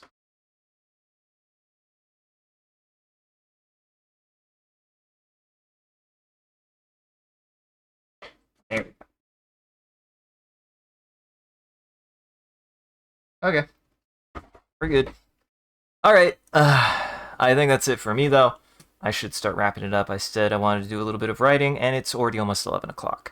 So I'm going to try to do a little bit of writing before I go to bed. But exciting things for the future. Been doing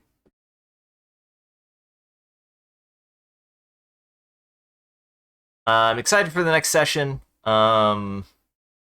Hopefully Friday or Saturday. I need to actually ask my friends because we kind of were flip flopping on that. But Friday or Saturday, I'll find out. Unfortunately, we couldn't last Friday because my brain.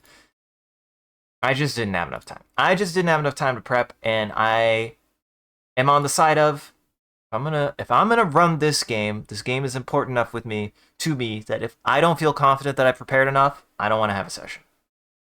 I don't want to have a session if I'm not ready, and I was not ready. So that's why I've like been a little bit more like I keep running out of time. I need to make some time. I need to get some time back for me, which is hard. It's hard. It's hard to set those boundaries with yourself once you start getting in the kind of role that I am in, even where you're like making things and making things and making things.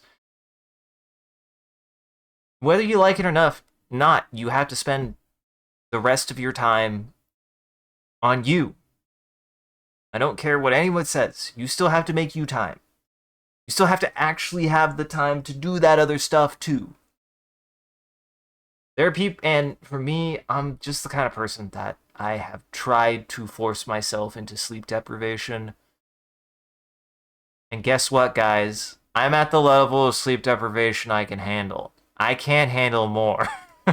And I've tried. I'm glad there are people out there who can handle more sleep deprivation. I can't. I have limits. Making it work, though. That's my thing. It's like, I'm not going to push myself harder. I'm not going to push myself as hard as other people because it'll just make me do worse things. It'll just make me do worse. Not worth it. It's not worth it. Anyways, before we go, at the end of every stream, we're going to make a prompt together. If you want to participate in chat, all you got to do is type in chat. Whatever chat says uses a reference. And then I have to draw it in paint. Because this was an art day, I have to do it with a mouse. It'll be fun. And then I have to share that image before we rate out. So, should I draw?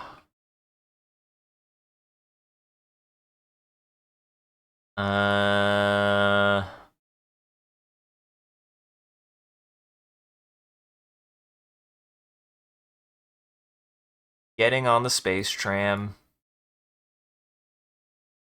Getting on the space tram. See, this is a tough one. I don't know anything about Babylon 5. I know that there's the scaly lizard man. No, I'm doing it. You gave this to me. Nope, too late. You gave me Babylon 5. I gotta do it. I'm gonna draw whatever Babylon 5 is. This is the bit. I have to draw it even if I don't know what it is, and I'm not gonna look it up. It's not to say that I don't know nothing about Babylon 5. It means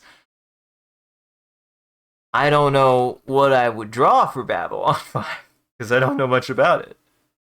I do need to watch it though. I hear it compared to Deep Space Nine. And I like Deep Space Nine. Whether Deep Space Nine stole from it or not is not a concern to me. Deep Space Nine is still very solid, and if Babylon 5 is more Deep Space Nine, I'll just like both. But but I do hear that Babylon 5 is quite good.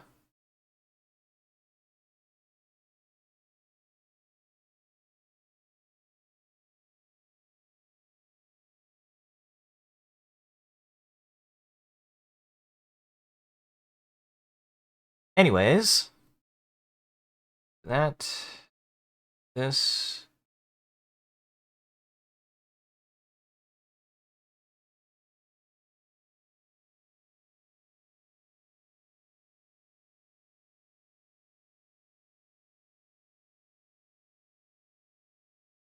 Well, this isn't the direction I wanted it to go, but here we are.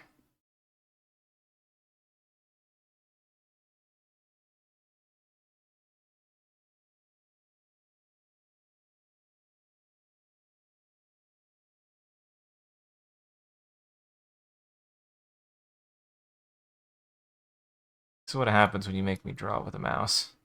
What's funny is I actually feel like my ability to draw with a mouse is startlingly better than people expect it to be.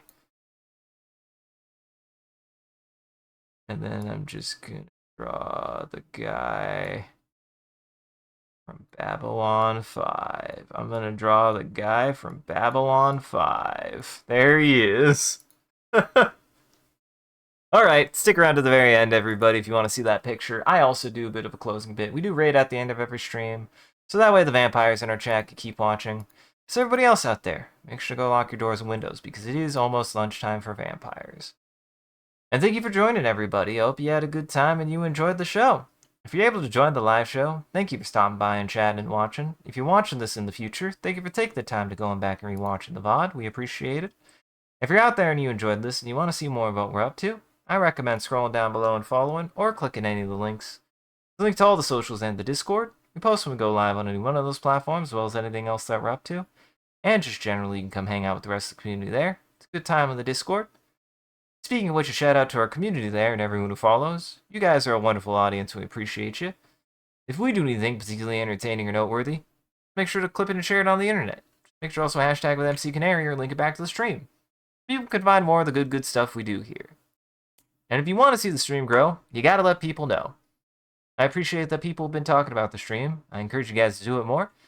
It does help us out, and it's just super cool that you guys are willing to do that. And I don't do anything else to advertise the stream, honestly. I just make my posts. I don't pay for any advertising or anything. So you guys being able to spread the word and tell people about the stream, I encourage it and I appreciate it. So go tell people about the stream. Go tell your friends about the stream. I won't. And as always, a huge thank you to all of our supporters on Patreon, Ko-fi, and Twitch. Your generosity allows us to continue to expand the stream, as well as take on more projects. The stream would not be made possible without viewers like you, so we thank you. If you want to see your name added to this list, as well as a couple of the benefits you get, you could always subscribe directly on Twitch. Check out the Patreon or Ko-fi here. It'll show you everything that you can get, and any amount is always appreciated. Once again, thank you. And thank you to Amatsu, wonderful job of holding back the robot army and preventing becoming famous. And thank you for coming and hanging out, everybody. Hope you had a good time. I'm glad I had to take a little bit of a break from drawing. I just had to air out. But hey, doing good. Keeping on. Doing my best. I'm excited for the next session. Hopefully Friday. Like I said, I'm gonna check with my friends. I need to ask them. But hopefully next weekend, honestly. So get you through housekeeping and get you on your way. Check out the rest of our friends in Goblin Entertainment. That link tree has links to everyone's channels and everything that they've done and they've been up to. And the rest of my stuff here, which has everything that I post to. So you should go check everybody out in Goblin Entertainment. And you should stick around because we'll go say hi to the Amoeba. Misa's playing with friends. So we'll say hi to her. She's a good gal. Everybody, they're all good people. Go say hi to them. Otherwise, have yourselves a good evening. Take it easy. And remember, you're going to be on a space station. You're going to make a space station. You should make it big.